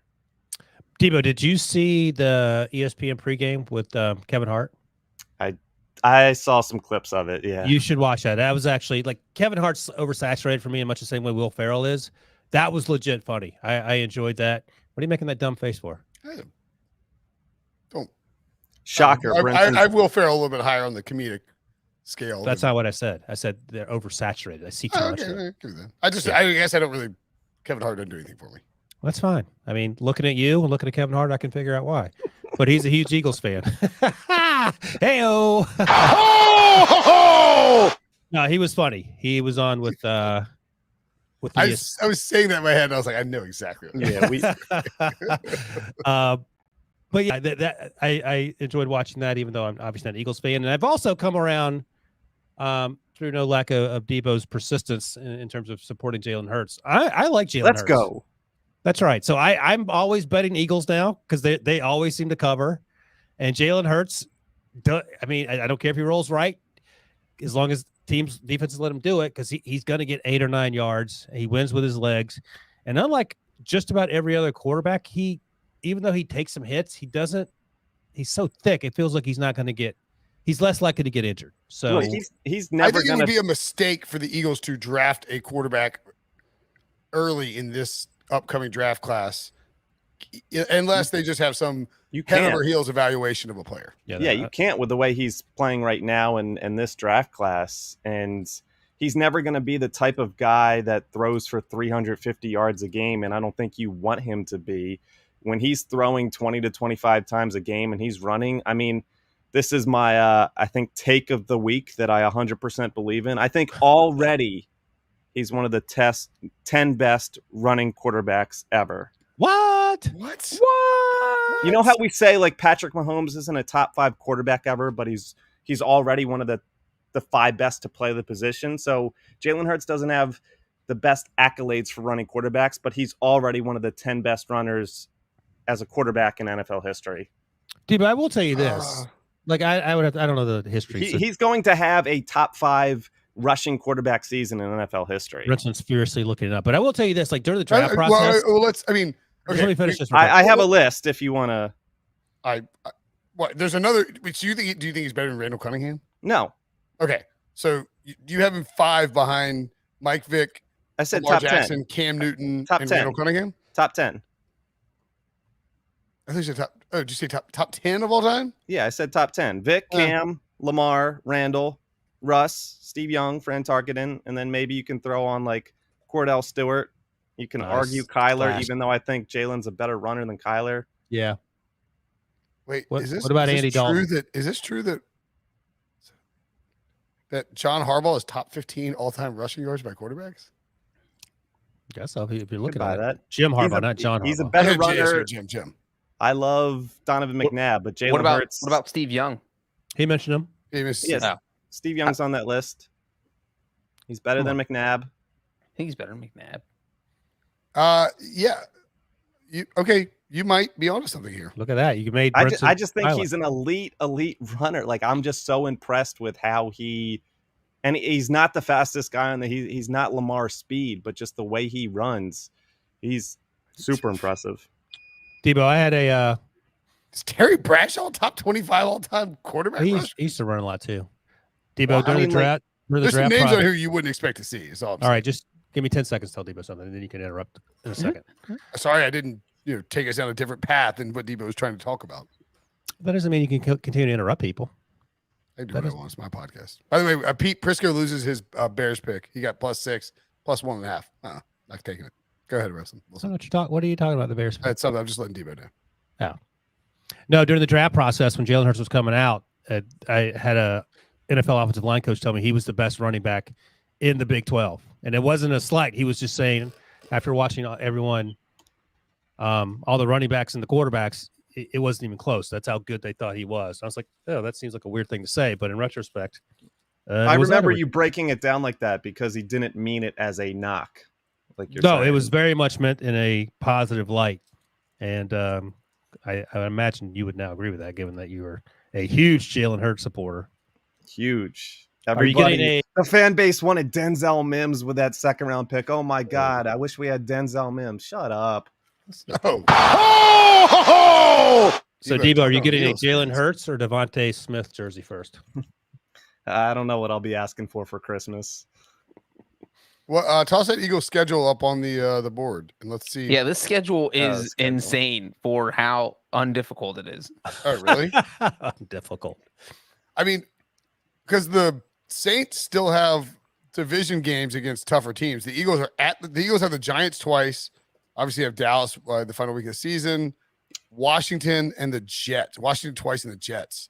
Although Washington, we'll get to them in just a second, playing a little bit better. Maybe that was Taylor Heineke showing out in his revenge game. But I mean, the Eagles should win. And the Eagles should go what? The Eagles have the easiest remaining strength of schedule in the NFL. I mean, 3-3 would be worst case with this schedule. Their opponents have a combined winning percentage of 397. The next closest is 411. What if they go 5-1? I mean, I don't It's think out that's there. a question. It's out there. There's a path to it. There's a path. There's a path. There's a path. 7-7 probably gets them in. I think. Oh, there's a path. There's a path. They could go 4-2, and then there would be a path to 9 wins. There it is. That's what I see. I see 9 wins. I see a disappointing loss in one of the Giants games. Cowboys probably aren't fighting for much in week 18, but 9 is probably my pick right now. I mean, 9 wins probably get you in the NFC playoffs. Did we mentioned the Cowboys schedule? I don't remember if we talked about it or not. Yeah, it made you stop to talk about it because you tried to skip over them. And I said it was a slap in the face to America because you were insulting America's team. I'm just trying to sort of think. So they got the Raiders, they're huge favorites at the Saints. I mean, probably a loss if you're just putting it in the books on a Thursday. Brinson, that's when I gave you the whole theory about how the Cowboys struggle against AFC teams. That's right. You did give me that. I'm trying to think. I know the path you're going down. Is it Eagles go 5-0 over the next 5 and week 18 matters? Division championship, division on the line, and that's what I'm sort of wondering can the Eagles press the Cowboys into caring about week 18? But see, the problem is I think the Cowboys have enough winnable games left that like they might be. It's tough. If the Cowboys had like one more loss, like that Vikings game a couple weeks ago with Cooper Rush, then things get a lot more interesting. If it does come down to that week 18 matchup, I'm going to give Jerry Jones a little free advice. Have Doug Peterson do the pregame coin toss. Bring him out there. Send a message. Didn't Jeff Fisher do that once? Like he brought out all the draft picks from He rolled out all the guys who they traded that's cold-blooded. It was the RG3 trade or whatever. Yeah. He rolled out all the guys in that trade to go against Washington. Peterson out. The Saints, I mean, what a stunning effort against, like, again, the whole idea was that the Saints would be able to slow down the run, and that's why the Eagles would struggle. And they just got absolutely gashed in the run game. Really, A lot of good run teams didn't show up on Sunday. yeah. run defenses didn't show up. New Orleans, I don't know that. I mean, I don't know that I put too much of this. I know Trevor Siemian had 2 picks and wasn't great. They had no Alvin Kamara. I mean, that's a big deal. I put a lot into it. Trevor Siemian's 0-3. They're not winning. Right. They're just not winning with him. And they don't have. I mean, should they go sign Phillip Rivers? I mean, I don't want to be the guy who keeps bringing that up. Should they go do it? I mean, you should keep bringing up because why wouldn't you're throwing your season away by not bringing him in? You've seen you were 5-2 and now you're 5-5 because you refuse to make a change at quarterback. Well, I mean, it does beg the. Taysom Hill was healthy for this game, right? They've got a 2-point loss to the Falcons, a 2-point loss to the Titans. If you had a competent quarterback, I think you win those games, and this one's a lot closer. Adam Troutman had a really nice game. 8 targets, 5 catches, 58 yards. That's a fantasy name to watch. Yeah, that's fantasy, but that was all garbage. This game was never close. I know you. He had an early touchdown, I think. Yeah, but it was 30-7 in the third quarter. No, we were right, but he scored on a catch to make it 14-7. And that was Trevor Siemian's best throw of the game. So my point is just that Adam Troutman has been heavily targeted by Trevor Siemian. If you need a tight end in fantasy, he's one to look for. Little Jordan Humphrey had a touchdown. Is it legally Little Jordan? LIL apostrophe. And the funny thing is, not he's little. After Michael Jordan. No, he's not little. He's huge. Oh, right. Maybe he's little, like compared to the rest of his family. True. That's you a good never point. get a tiny package. I thought Breech actually said that. Play it again. Get a tiny package. That's a layup for Debo. Put that right on the tee for him. Debo figured out a workaround on these drops. Yeah, took the middleman out. Do you think like he has his monogram as like L? Is Little his first name or is his first name Little Jordan? It's Little Jordan. LIL''J. Yeah, I know that. Oh yeah. So Well, yeah. I mean, no one's middle name comes after an apostrophe. It's Lil Jordan Humphrey. So Lil Jordan, I would imagine, is his first name. Okay, but okay, so he just doesn't have a middle name. I don't know. I don't know what the guy's birth certificate looks like. He Well, goes by Lil Jordan. So I'm it could just be his wondering middle if he, name. if he gets like his initials on, like some luggage or a shirt or something. Does he do? Right. It probably says Lil Jordan Humphrey on his credit card, I would imagine. That's awesome, It is awesome. sir. It says on his credit card. Why would that's his name? You guys I know. Everybody's I'm credit card just asking. I'm just curious. Breach is laughing that he would have that on his credit card. If that's his name, what else would he have on there? The thought of someone, the thing that you thinking of that made me laugh. I don't know why. No, I mean, it's definitely is real. No, it's just like when like it's sort of like Jackrabbit Jenkins. You know how Not like really. Lil Humphrey, like Humphrey's a name, and Little is like no, but Janoris Jenkins is legally having his name changed to Jackrabbit, and has asked announcers to start calling him Jackrabbit. Well, I mean, Or is that Cinco, is you know, that like it's- just as strange as the fact that this podcast that 2/3 of us don't go by our first name? Yeah, true. Actually, all three of us, Wilson, Breech, and Brinson. What are you talking about? Nobody calls me Will. If somebody calls me Will, they're pissed. And I'm scared. what do you My think, wife or John's? What's If I had that? to guess John's middle name, it's probably Doe. That's how That's he close. avoids Everything. going from town to town. My after- credit card says John Doe. Exactly. All right, smash that like button. But yeah, I mean, what's the why didn't Taysom Hill get more run? I'm off the Saints bandwagon. I don't think they have a shot at the playoffs. I'm off. I'm out. If they 5-5. signed They Phil still have Rivers to face back the on? Bills, the Yeah. Cowboys, the Buccaneers. It's ugly. I'm with you. I mean, they gave Taysom Hill $140 million. What are we doing? Play the guy. If you're getting blown out. Play this guy. Was he hurt? He wasn't hurt today, was he? Who knows? He's not a quarterback. I mean, to echo Pete Prisco. So he's not going to Okay. solve your issues. All right. Just I asking should run the questions, single wing and the Wildcat the whole game. Yeah, Lil Jordan Humphrey, 6'4", 222. Big man. So Eagles rolling, Saints slipping. Probably some value on the Saints now. If they get bet up on Thanksgiving, they're at home. They're 4.5-point dogs, but the Bills, of course, look bad too. So we'll see. WFT 27, Panthers 21. Ron Rivera in his revenge game, and Taylor Heineke in his revenge game spoiled Cam Newton's double revenge game, which would have been against Ron Rivera, I guess, but mostly against his own team. Although I guess Cam Newton got revenge because his own team lost, and that the team that cut him. Brinson, that was the most convoluted explanation you've ever given about anything. I'm not even sure what you just said. I mean, this is my favorite game of the week because there was so much revenge.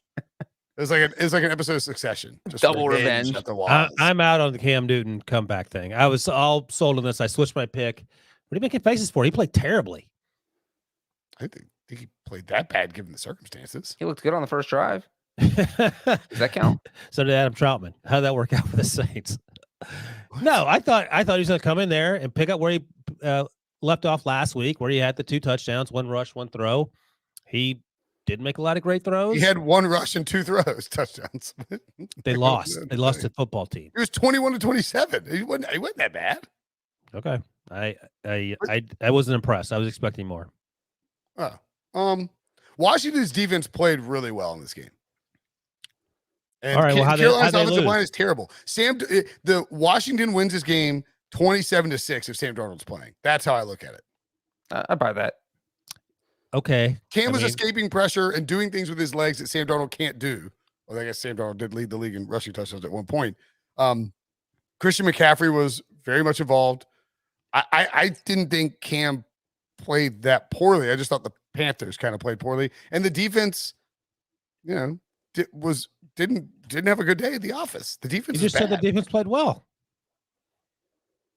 Okay, that's weird. Well, I'm trying to figure out why they lost this game. If there weren't any concerns, like I could see if they were playing. 370 yards to Taylor Heineke. That's why they lost the game. No, I didn't think they played well. I said the defense was not good. It felt like you were trying to sell me on No. this team. I put more of this. I think this is on the defense and the offensive line. I didn't think Cam played that poorly. Okay. I think if the defense had played as well as it had played earlier this year, and look, again, Heineke was awesome. That dude he laid everything on the line for that game. It was his revenge game more than Cam's. I think he was mad about like being ditched by the Panthers. Again, I think you put too much in revenge games, but if that works for you. No, he cared a lot about that game. And well, he cared a lot last week too. Why did he play well against the Buccaneers? Mad at Tom Brady? Maybe he's just playing decent football. I mean, he's been playing good football. He's not that bad. They signed him to an extension for a reason. I don't think he's playing bad. That's my point. Okay. 16 to 22, 206 yards, 3 touchdowns. Who's good? Terry McLaurin is a monster. Yeah. Good to see him unleashed. Antonio Gibson, 19 carries, 95 yards. Christian McCaffrey, basically the Panthers, see how many plays. I mean, Cam threw 27 times. McCaffrey rushed 10. Cam rushed 10. Cam's presence is going to be a problem for McCaffrey rushing attempts, I would guess. And maybe touchdowns, although he had, of course, a receiving touchdown from Cam. That was a nice throw and catch. Yeah. I mean, I didn't think Cam was elite or, unbelievably. Well, let me ask you this. Will he get better than what we saw last year with New England? Because I was expecting a lot more progress from week 1 to week 2. Maybe that was unfair. Yeah, I think hadn't played football in 9 weeks, came in on a short notice, and you got, it's a totally different playbook and all that. I thought they did it. If the defense plays better, the Panthers win, to me. Simple as that. What if the offense plays better? They win again. So basically what you're saying is the Panthers aren't going to make the playoffs. Probably not. I mean, the Washington defense played above expectations, and the Panthers defense played below expectations. I thought that was more the situation than Carolina just being terrible. I thought Cam looked like what I thought Cam would look like in this offense with, 10 days of time with this team. That's true. And a terrible offensive line. Maybe that's on me because I was expecting more after his sort of breakthrough performance last week. Brinson, how do you feel about the Panthers' playoff chances? I mean, not great. I mean, they have the Dolphins coming up, and then the Falcons. Yeah. They have to go 2-0 their next 2 games, or else it's over. Because then they're at the Bills and the Buccaneers at home. And the Buccaneers get in the finale. Yep. And the Bucs can be resting guys for that game, depending on how things played out. Let's take one more break, and when we come back, we will give away the Brinson Sucks hat to some lucky Pick Six podcast listener. Smash the like button. But after the break, free hat. Yeah. Okay. The winner. Let's have a good tease for the next break. Get out of here, Devo, in that chat. At Matt JM126. Matthew Manduano. How do we the J's? Manduhano. Manduhano? That's how I'm terrible at pronunciation. Mandahano. I don't know. I'm terrible at pronouncing everything. I know. But not except for Mathayu. Tyron Mathayu. Beat you to it. Look at that. Made fun of myself. We promise, guys. It's not rigged. The drawing's not rigged. Matt, congratulations. Let Devo know if you want Matthew, excuse me. Let Devo know if you want the toboggan or the little non-poof ball winner hat. Perfect time of the year for it. Or a Brinson Sucks regular hat. Devo will get in touch with you. We give one of these away every single primetime game. So come back on Monday if you want. Come back tomorrow or tonight, I guess, if you want another chance to win. The Bengals, 32. The Raiders, 13. Oh, man. And not only did the Bengals win, Cincinnati. But more importantly, Breech, somebody tied a record. Who was it? We had a Bengals kicker setting records. It was a fantasy day for me. Evan McPherson hit 3 field goals of 50 yards or more in this game, which is incredible because, as Brinson just said, it tied an NFL record. He hit from 54, he hit from 51, and he hit from 53. And you know how crazy that is? The fact that he hit 3 in one game. The most 50-yard field goals a Bengals kicker had ever hit in a season, an entire season before this year, was 4. He just hit 3 in one game, and he actually was a big reason why they ended up winning this. I mean, this says blowout, but it didn't turn into a blowout until late. I mean, we're talking this thing was a 16-13 Bengals lead until 6 minutes left in the fourth quarter. So this was not any means where you felt, or I felt like, oh my God, the Bengals going to run away with this. And also, when you blow a 10-point lead to the Jets and lose, you're never comfortable with any lead. So, yeah. And so for the fact that they held on, not just held on, but ended up turning this into a blowout was nice. The one thing I will say is that first possession of the game, they're driving, they move on a couple plays. Joe Burrow loses a fumble, and I'm just like, oh my God, here we go. It's the Browns game all over again. Turnover on the opening drive. The other team's going to go score. The Raiders got a field goal. It's over. They're going to lose. But no, they did not. They came back. They moved the ball at will, which they've really been able to do in every game they played for probably the past 8 weeks. And the offense looked sharp. Joe Mixon, if you're playing the Raiders, all you got to do is run the ball. The Raiders have no rushing defense, and that's what the Bengals did. They just fed Joe Mixon. They gave him the ball 30 times. They said, all right, man, we're just going to give you the ball until the Raiders stop you, and the Raiders never stopped him. Ended up with 30 carries, 123 yards, 2 touchdowns. And you know what? For 2 teams that were 5-4, both coming in the game on losing streaks, I thought this was a huge game, no matter how you spin it. This was going to be whoever loses is actually in the middle of a collapse, and whoever wins is right back in playoff contention. So this is a huge, huge win for the Bengals. So Evan McPherson is basically your Mac Jones for me. Like, people were making fun of the Bengals for taking him in the 4th round. Turned out to be a great pick. And the other thing I wanted to ask you about, Breech, is Joe Burrow going to quit taking needless hits? I thought he ripped his knee up again at one point. He limped off the field. God, he did limp off the field. And he said after the game that he's not afraid of taking hits or something to that effect. I would encourage him to try to lessen the amount of times he gets slapped around by big fat guys. Is he like new Carson Wentz in that sense? I don't know, Breech, is he? He's turning the ball over. I don't think he's reached Carson Wentz. If he reaches I mean, 2017, I don't think it's a completely crazy comparison right now. Because Carson Wentz's whole thing earlier in his career was putting his body at very unnecessary risk, and also doing crazy things where you turn the ball over, which is kind of what Burrow does. And he does have to go. He got sacked 3 times this game. He took multiple more hits than that, and that's not sustainable for the entire season. I don't want him saying after the game that I enjoy taking these big hits. No. You do not enjoy it. We don't want you getting hit. You got to slide. You got to run out of bounds. You got to just fall down. Do the Tom Brady. If Tom Brady thinks, even senses he might take a hit, he just falls straight down. He doesn't take the hit. You know who else does that, by the way? And we saw that on Justin Herbert, 6'6" and 2. Justin Herbert's good at it. He just slides every single time, except for the one time where he got punched in the nuts by Cam Hayward. Lesson learned. Just Joe Burrow, if you're listening.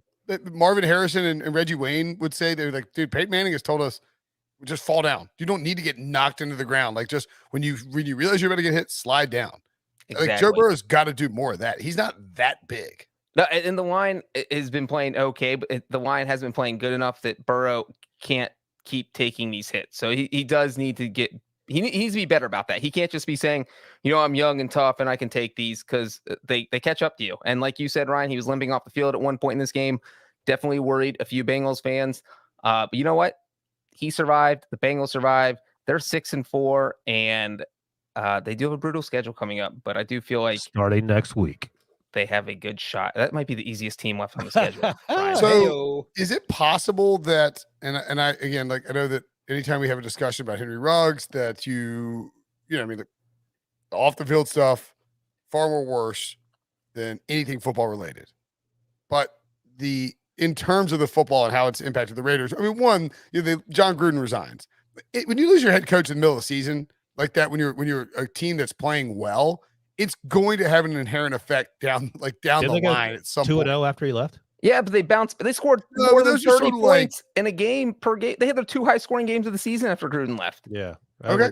And then after the Ruggs stuff is when they kind of started to fall apart. And they also cut David Arnett, the other first-round pick from the 2020 class, because he couldn't quit wrecking rental cars. So I mean, but the Ruggs thing, to me, when you look at They won their first 2 games. And look, if you can see the graphic on YouTube, but on HQ later this week, but 14.3 points per game their last 3 games. 4 touchdowns, 6 picks for Derek Carr. His passer ratings plummeted. They're 0-3. They don't have anyone to stretch the field. They don't have a true number 1 wide receiver. Teams can basically focus in on Darren Waller, take him away, and force him to throw to Bryan Edwards and who else? Hunter caught Renfrow. passes for them? Hunter Renfrow. Hunter Renfrow, yeah, who I love. Say But Jones. that was the conversation when John Gruden was there winning 4 games a year. I mean, Henry Ruggs didn't really start turning the corner until early this season in terms of being a deep threat. Last year, he wasn't really of consequence as a deep threat. And prior to that, do we think that this swoon, this 0-3 turn, is related to Henry Ruggs? Is it related to? Because see, I know that you guys say they had their 2 huge games after Gruden got fired, but that's sort of like the team rallies together, like we can do this, and then, like I said, there's always that emotional letdown. So I'm wondering, what do we think the difference is here that's caused the Raiders? this isn't a good football team. They were terrible. Well, under and I Gruden. also think losing Gruden in the fashion that they did, and losing Ruggs in the fashion they did, is completely the Ruggs thing can have an emotional impact on the locker room, because it's not like the coach got fired and you're rallying around the interim coach. This is, people's lives were changed for the much worse. Sure. And, Derek Carr, we know how religious he is and how he's trying to back Henry Ruggs. And that's a tough thing to do publicly, because what he did was horrible. And so this really puts, it's a sensitive topic, and I'm sure it's tough for all of them. And so I think this, from an emotional standpoint, is kind of, and you said you don't want to talk about what he did in football because it's not fair to compare what he did off the field. But I just feel like their offense definitely hurts without him. Yeah, for sure. By the way, the Raiders, 288 yards for the Bengals, 278 for the Raiders. The Bengals ran 70 plays. Raiders ran 47, 5.9 yards per play. Only 13 first downs of the Bengals, 23. 1 of 7 on 3rd down. That was really the killer, right? And that 3rd down conversion didn't come until there was 2 minutes and 10 seconds left in the game. And the game was significantly way over by that point. Yeah. Yeah. But the Raiders didn't have a touchdown until the 4th quarter. Correct. 2 field goals, end of half, 4 punts for them. Rough 3rd quarter. Boy, they just couldn't move the ball. Maybe the Bengals defense showed back up today. Is that possible? I mean, and that was the thing that I think I wanted to see the most, because they struggled so much. They obviously gave up 41 to the Browns, 34 to the Jets. And they looked so good this season. And those 2 games hit, and it was like, oh God, here we go. The 2020 Bengals are back. So for them to hold the Raiders to 13 was huge, because they looked like the very good defense that we saw earlier this season. Yep. Probably somewhere in between. All right. Are the Raiders dead in the water? Like, are they just dead for the playoffs? Or is it over? Do the Bengals get to 10 wins? Oh boy. Well, you tell me, Breech. What are the games remaining? Steelers lost. What else? Chargers loss. 3 straight games at home. Steelers, Chargers, 49ers. 6 of their final 7 games are in Ohio, and 5 of their next 6 are at home. I see 2 wins on the remaining schedule. Who? Broncos and the Broncos, and I only see 1 win. Now that I look at it. What? Broncos and Browns. It's not an easy schedule, is it? You get 2 West Coast teams playing at 10 a.m. So that's best case when you're playing a West Coast team.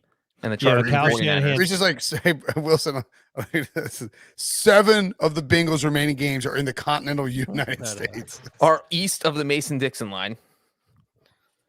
South, dum-dum. You think they have one? East of the That's not how the Mason-Dixon line works. I know how the Mason-Dixon line. That was the joke. We're all making jokes here. Duh. Nice save, Breech. You had no idea. But I live in Nashville. You're the one that said you were. I literally live on the Mason-Dixon line. If you're east of the Mason-Dixon line, you'd be in the Atlantic Ocean. The Mason-Dixon line is in Pennsylvania. It's west of the Mason-Dixon. It's north-south. It's north-south. No kidding. Now Brinson's lost. Good thing this is not a geography podcast. We get laughed out of the. I'm east of the equator. Breech is the same person, by the way, who said he crushes state capitals and couldn't name a single state capital. No. And then I got 3 out of 4. And lied about a marathon and lied about I got 3 out of 4, and that's not failing. It's actually a C. And if you would have had me do all 50, I would have gotten like 46 of them. Uh-huh. All right. Anyway, are they making the playoffs, Breach? That's the bigger question. I don't know if they're winning ticket or not. I think they are. All right. All right. I think they get their next 3 games at home. I think they Steelers, go 2-1. Chargers, 49ers. How many do you have them getting there, Breach? 2-1. I'm assuming you're 2-1.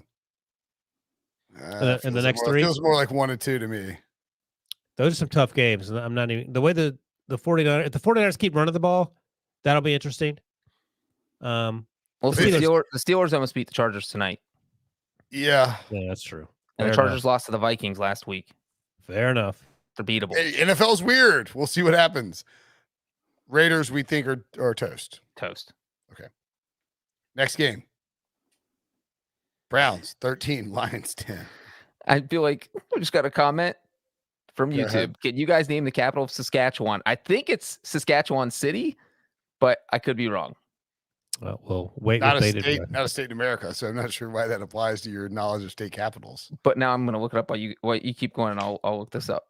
He's been on the lam of Saskatchewan City. If I had to Breach guess. spent 6 months in Saskatchewan hiding from the cops. Oh, it's not Saskatchewan City. Regina. And that's where John Regina. Ryan, the Seahawks punter, is from. So I should have gotten that. Again, not Why would you get that? Because John Ryan's from there. exactly. Because how many NFL punters are from Canada?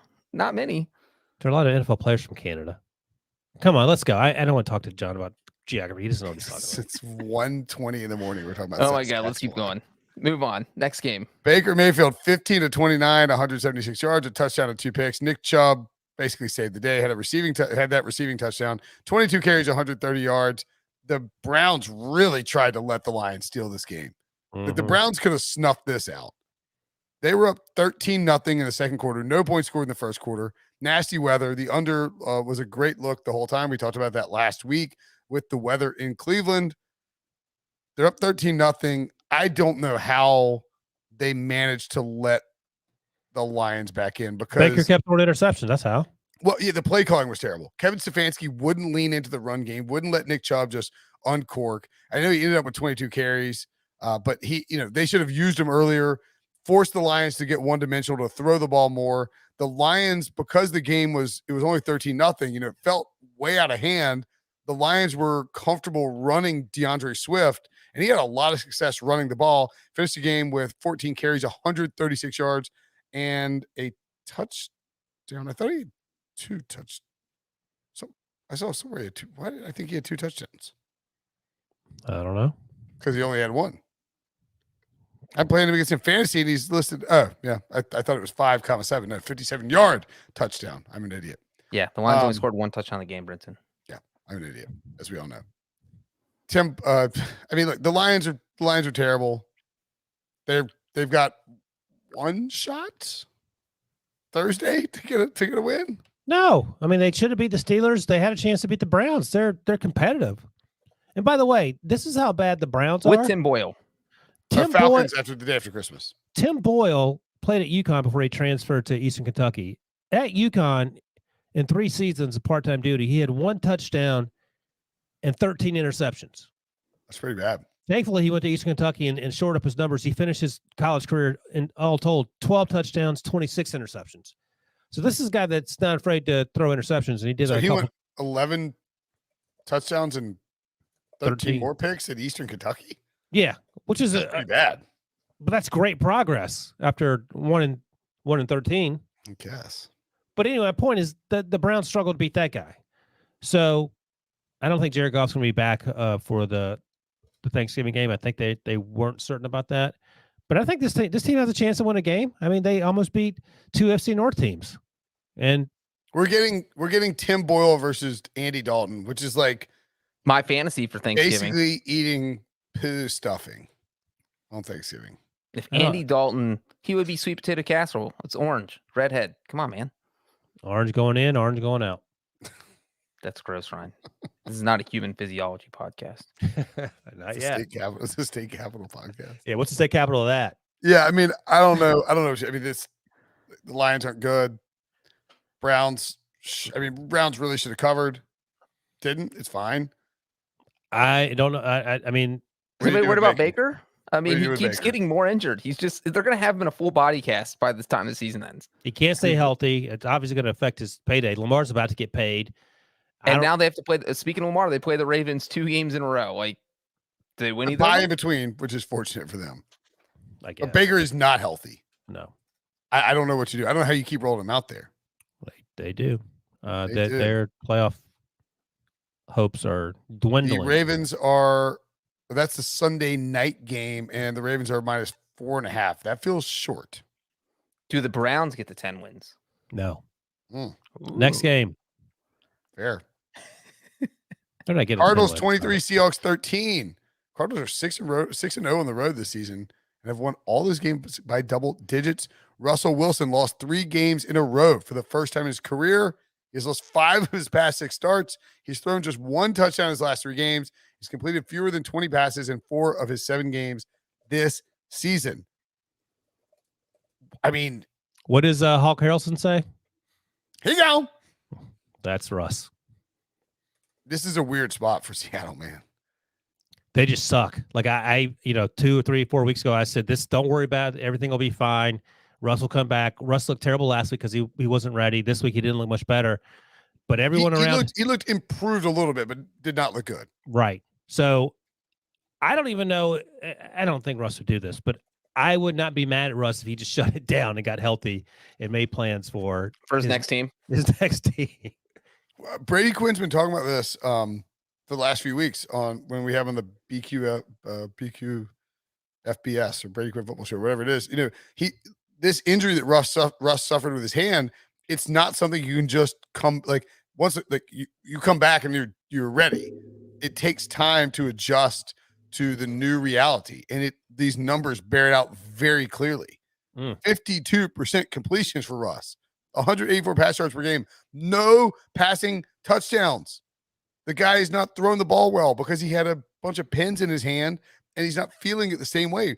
Throwing the football is different for him right now. That is a big concern. They can't run the football. Colt McCoy went 35 of 44 for 328 and 2 touchdowns against them. Their defense is a disaster. They got lit up by Colt McCoy, James Conner, and Zach Ertz. What is this, 2014? That is humiliating to have a defense that bad that Zach Ertz and AJ Green too. AJ Green. I mean, that is like a 2016 fantasy behemoth. I should have started Colt McCoy. Gosh. Yeah, and that's rough, man. I know the 49ers got lit up by the Cardinals too. And look, all credit to the Cardinals. They are 9-2. They're in the pole position to win the division despite missing Kyler Murray for 3 games. They're going 2-1 without Kyler. Yeah. Winning with Colt McCoy and James Conner. And again, Zach. James Conner's been scoring touchdowns left and right. He didn't just show up on the scene. It's been like that all season. He leads the NFL in touchdowns. Yeah. So I think take the chase. Or maybe Jonathan Taylor does now, maybe. Colt McCoy, yeah, I think you're right. Colt McCoy, amazing after last week when they actually took him out because he got injured, I guess. So great bounce back by him. Credit to Cliff Kingsbury, who I was not sold on other than being very handsome. They're winning. And you can say it's because of Cliff or in spite of him. It doesn't matter. They're 9-2. They're going to win this division, I feel like, because Kyler's going to get healthy. Yep. So I think, are they on their bye now? Who, the Cardinals? Yeah. Yes. Yeah. So now, bye, so Kyler gets healthy. Yeah. So right, that 2-1 without Kyler, you come back, get Kyler, and try to keep him healthy, and then it's rolling. And we've got this graphic up here that shows the Cardinals' road games this season. They're 6-0 on the road. They've won every single game by double digits, which is crazy considering I think Colt McCoy's won 2 of them. And so to have that, I think they're only the 3rd team in NFL history to win their first 6 games of the season on the road and all by double digits. Hey, all right, so just 2 things. One, this is happening in the YouTube chat. If you're hanging out in the YouTube chat, hit the like button if you haven't already. One, our pal Edgardo Soto points out that Cliff should probably be the coach of the year, and I don't disagree at all. No, that's with the Titans sort of stumbling. Now, the one guy who might get him, Bill Belichick. If the Pats get the 1 seed, but right now, if you can find Cliff Kingsbury above 5-1, 6-1, anything that or better, you probably want to take it because he's a favorite. I think it's Cliff, Belichick, and Vrabel. What'd you see? I think Vrabel's got to be in the conversation because he lost his best player before. This is the Cardinals losing Kyler. Kyler Murray. Right. right? I mean, That's what I'm saying. So it's equal. Yeah. And are you looking at the odds or are you just eyeballing it? No. Vrabel is the guy that's probably the favorite right now. I would say that Cliff is probably number 2. Brandon I Staley's would- still up there. I would probably vote for Cliff right now. I would When's vote for it- Cliff right now. When's There's it no odds Wilson's up there. taking Cliff? I'm It's not saying even tomorrow on Monday, if you wake up and your book has Coach of the Year odds, I'll see if I can find them on a different book. If we knew that after the Packers game, when the Cardinals played the Packers a few weeks ago, that they were going to play the 49ers, Panthers, and Seahawks, and Colt McCoy was going to start every single game, I feel like we would have said the best case scenario was 1 and 2. Yep. For sure. Like best case. And here they are 2-1. I mean, that's with Kyler getting healthy. Now he's a week off. That's amazing. Yeah. I mean, you win.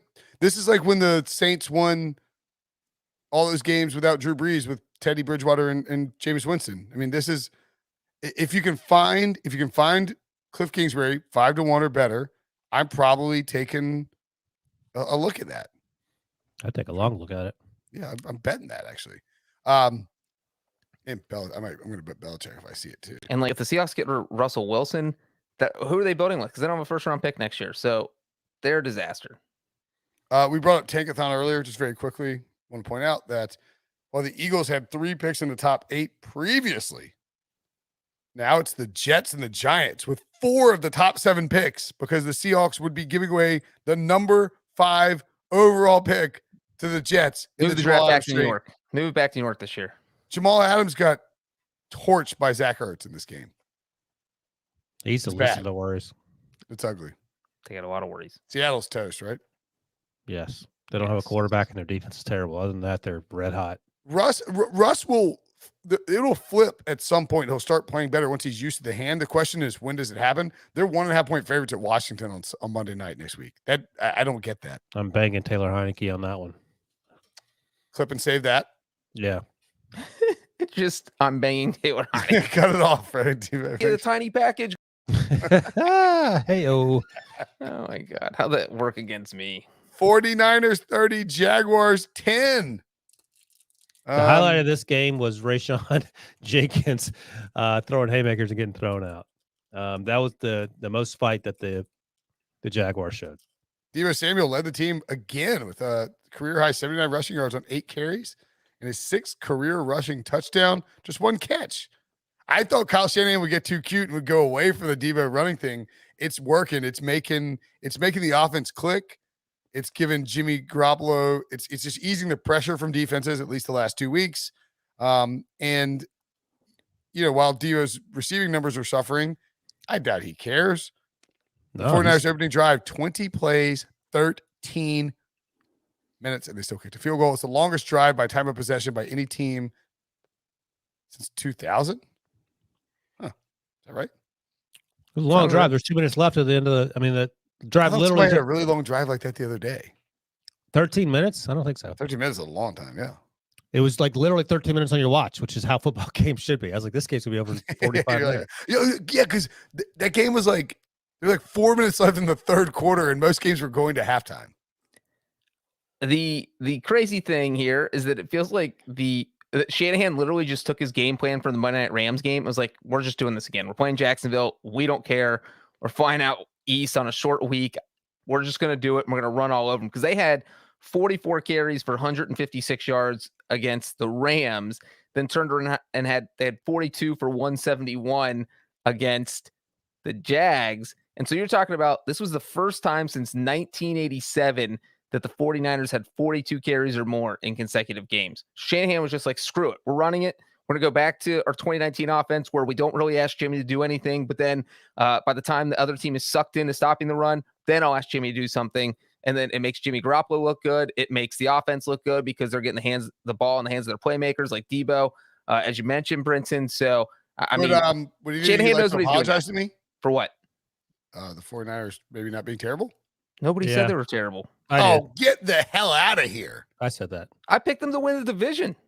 Nah, the last 2 weeks, you guys have been beating on me. Not me. I have been. I apologize. Okay. They look good last I'll 2 take weeks. I'll take that. Thank you. Thanks, Wilson. You're Thanks welcome. for taking one for the team. Brinson was not going to let us move on unless one of us apologized. I wasn't going to apologize. Did I tell you that the capital trivia is broken down in the chat? I think I may have forgotten to say it, but it's like there's like What happened? There's the chat is nothing but Victor Garcia is hosting a capital worldwide capital trivia chat. Oh, Like, that's funny. capital of Mexico. Boop. Capital of it's like something all it is. They're just asking like capital questions. It's hilarious. And Breech has missed every Someone single says one. Breech thinks Cincinnati's the capital of Ohio. Oh, he missed. What is the capital of Ohio? Columbus. Oh yeah. Come on now. I'm 40 years Come old. on now. My son's 7. I'm not worried about capitals right now. I don't even know what the capital of North Carolina is. Anyway, Jaguars are terrible. 2-8. 49ers are back in the playoff race. I mean, right now, if I'm picking two teams for the wild card, Philly is interesting.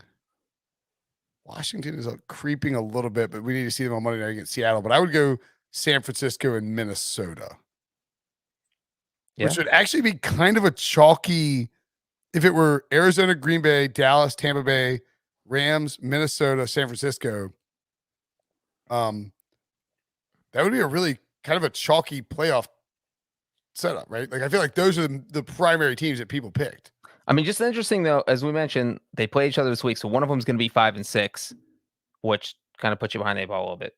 True, fair. All right, final game. Dolphins and the Jets played football. My God, did they? The Dolphins covered. Maybe they shouldn't have.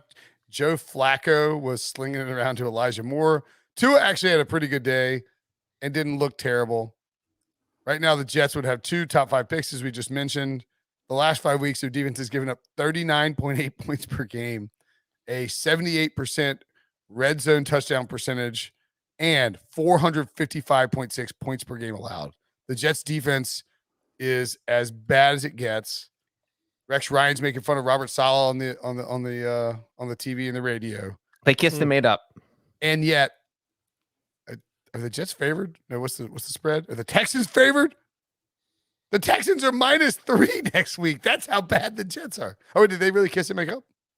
I don't know if they actually kissed, but they made up. That was just the saying. No, Rex Ryan said on the ESPN show Sunday morning that he talked to Robert Saleh on the phone and they cleared the air and that he actually thinks Saleh has a great plan for the Jets going forward. So it sounds like they're not fighting anymore. Rex talks. He's such a bag of hot air. Oh my God, Brinson's going to be the feud with. And then I'm going to call Rex. I'm like, I'm sorry, Rex. You're a great guy. He went to back-to-back AFC Championship games. Marcus Sanchez. Any thoughts on this game? No, we're none. discussing this game. I will say one thing real quick. The Jets actually weren't horrible. Joe Flacco got sacked inside the 10-yard line, 10 yards away from scoring a touchdown, and lost a fumble. And Matthew Amendola, the Jets kicker, missed 2 field goals. So Jets really made 3 big mistakes. They probably could have won it if they did not. Felt like a pretty even game. So to recap, Breech says the Jets aren't bad, but Joe Flacco fumbled inside the 10 and the kicker missed 2 field goals. Gotcha. Right. Yeah, those happened. They still almost won, Ryan. That's the point. All right. I can't wait to see how the Jets botch these draft picks. Very excited for that. They're going to draft 2 kickers. Apologies for the lack of Jets and Giants talk. We're trying to get out in under 2 hours. So time for winners and losers. If you got winners and losers, drop them in the chat. Smash that like button if you're still hanging out with us on YouTube as we cruise towards 2 a.m. My goodness. Breech. Your team won. Wilson's team lost. Who's your winner? My winner, I could go with a Bengals kicker, and I'm just going to go with Jonathan Taylor because he is named after my favorite child actor from the 1990s, Jonathan Taylor Thomas. I'm just kidding. I don't know if he's actually named after him. But man, 5 touchdowns in the game. You put the Colts back on the map in a game they really need to win to stay alive in the playoff hunt. You're matching LaDainian Tomlinson. You are doing things that very few running backs in NFL history have ever done. And you might have just put yourself in the MVP conversation. Brinson, I'm going to use your word. I'm sprinkling some money on Jonathan Taylor this Don't bet on that. No one bet Sorry, on that. Sprinkling. No, that will you don't not have win. to. I can do whatever I want. This is my winner. No, my winner. I'm talking about listeners. Do not follow that man's advice. Yeah, and when I cash out, I'm not giving anyone anything. Okay. Duly noted. Oh, fun fact. I think this is a fun fact. Jonathan Taylor Thomas is Brady Quinn's cousin. Oh, that's No, hysterical. that's not I possible. think that's true. Look how happy Breech is right now. Well, now I want to hang out with Brady, and he can invite his cousin. He definitely told us that. That's not something you make up, I don't think. It'd be weird to make that up. My winner, Brady Quinn. My other winner, Yes, Wikipedia confirms Brady Quinn, JTT cousins. great. What are the chances? My other winner, Cliff Kingsbury and Kyler Murray. Cliff Kingsbury keeps winning. Kyler Murray gets another week to rest, and the Cardinals are rolling. So there you go. Nice and simple. I'm not going to make you any weird promises like Breech that I can't cash in on. Breech is just talking about celebrities, no idea what he's saying. And you're right, Wilson. Smart of the Cardinals to sit Kyler Murray and DeAndre Hopkins this week. Those guys are going to be rested for the stretch run. They got a ton of wins in a great spot. My winner, though, with all the things that shook out on Sunday, oh, Billy Belichick. One on Thursday, one handily. Didn't have to sweat anything. Sitting back with his dog Nike, watching all the football today, thinking, you know what? I got 10 days to prepare. See how these games shake out. The Bills have the Colts at home. They're 7-point favorites. The Titans, they're going to 10. They're going to Houston. These two teams that I'm worried about for the division and the number one seed, they're going to cruise to victories. And yet, both of them blew the games. The Bills lose. The Titans lost to the Texans. They lost to the Texans and the Jets. So Belichick is the 3 seed in the AFC right now. He's one game back of the Titans for the 1 seed. He has the division. A better record than Tom Brady, who's playing on Monday night. We'll probably go to 7-3, but still, I think that's a better record, isn't it? Yeah, 7-3 is better than 6. 7-4 is better than, yes. At any rate, yes. 7 wins better than 6 wins. The Patriots appear to be back. They feel like a 2001 team, and they're in a great spot. They are my winner. Who's your loser, Breech? My loser is Russell Wilson. The man got outplayed in his own stadium by Colt freaking McCoy. He's now lost 3 games in a row for the first time in his career. He wanted out of Seattle after going 12-4 last season. Well, I have some news for you, Russell. The best you can do this year is 10-7. That's if you win out. So he is probably putting his house on the market and trying to figure out how to get out of Seattle because there's no way he wants to be there after this year. So I guess the Seahawks are losers. Everyone in the Pacific Northwest right now is a loser, I think. I was going to go with the Titans, but they're still in charge of their own destiny. I'm going to go with the Bears. The Bears found a way to lose that game, and it'll probably end up costing some folks their job. They got their star quarterback injured. Breech got to relive some Andy Dalton moments momentarily, so I guess that's a win for him and no one else outside the Andy Dalton family. But the Bears are terrible. They're 3-7. They should be a lot better. They're not, and they have no clear path to 9 wins or anything less than that, if we're being honest. They don't have a first-round pick because they gave that up to move it for Justin Fields, which I get. But way more questions than answers, and I don't think anyone in that fan base would feel good moving forward with the current cast of characters running things. My loser is the New Orleans Saints at 5-4, going to Philadelphia thinking, all right, the strength of our team, we're trying to bounce back here. The strength of our team is stopping the run. We can go into Philly. We can shut down that run game. Trevor Siemian can do enough, win this game. All of a sudden, we're 6-4. We are right. We're feeling like we got this number 5 spot on lockdown, or the number 6 spot on lockdown. Excuse me. Instead, they get absolutely truck sticked by the Eagles in that run game and Jalen Hurts. They fall to 5-5. They're now tied with the Vikings. They're the 7 seed. The San Francisco 49ers and Philly, who now is a tiebreaker on them, are creeping right there. Carolina and Washington, I guess Atlanta technically lingering around. The Saints were favored, so they didn't need to win it, but it felt like a very winnable game for the Saints, given their strengths and weaknesses, and they took a big, fat L. So the Saints, my loser. Thanks for watching. Thanks for listening. Thanks for hanging out in the YouTube chat. If you're watching on YouTube after the live show, make sure to hit the like button anyway. We appreciate it. We will, of course, be back on Monday night after Monday Night Football to recap it for Breech and Wilson.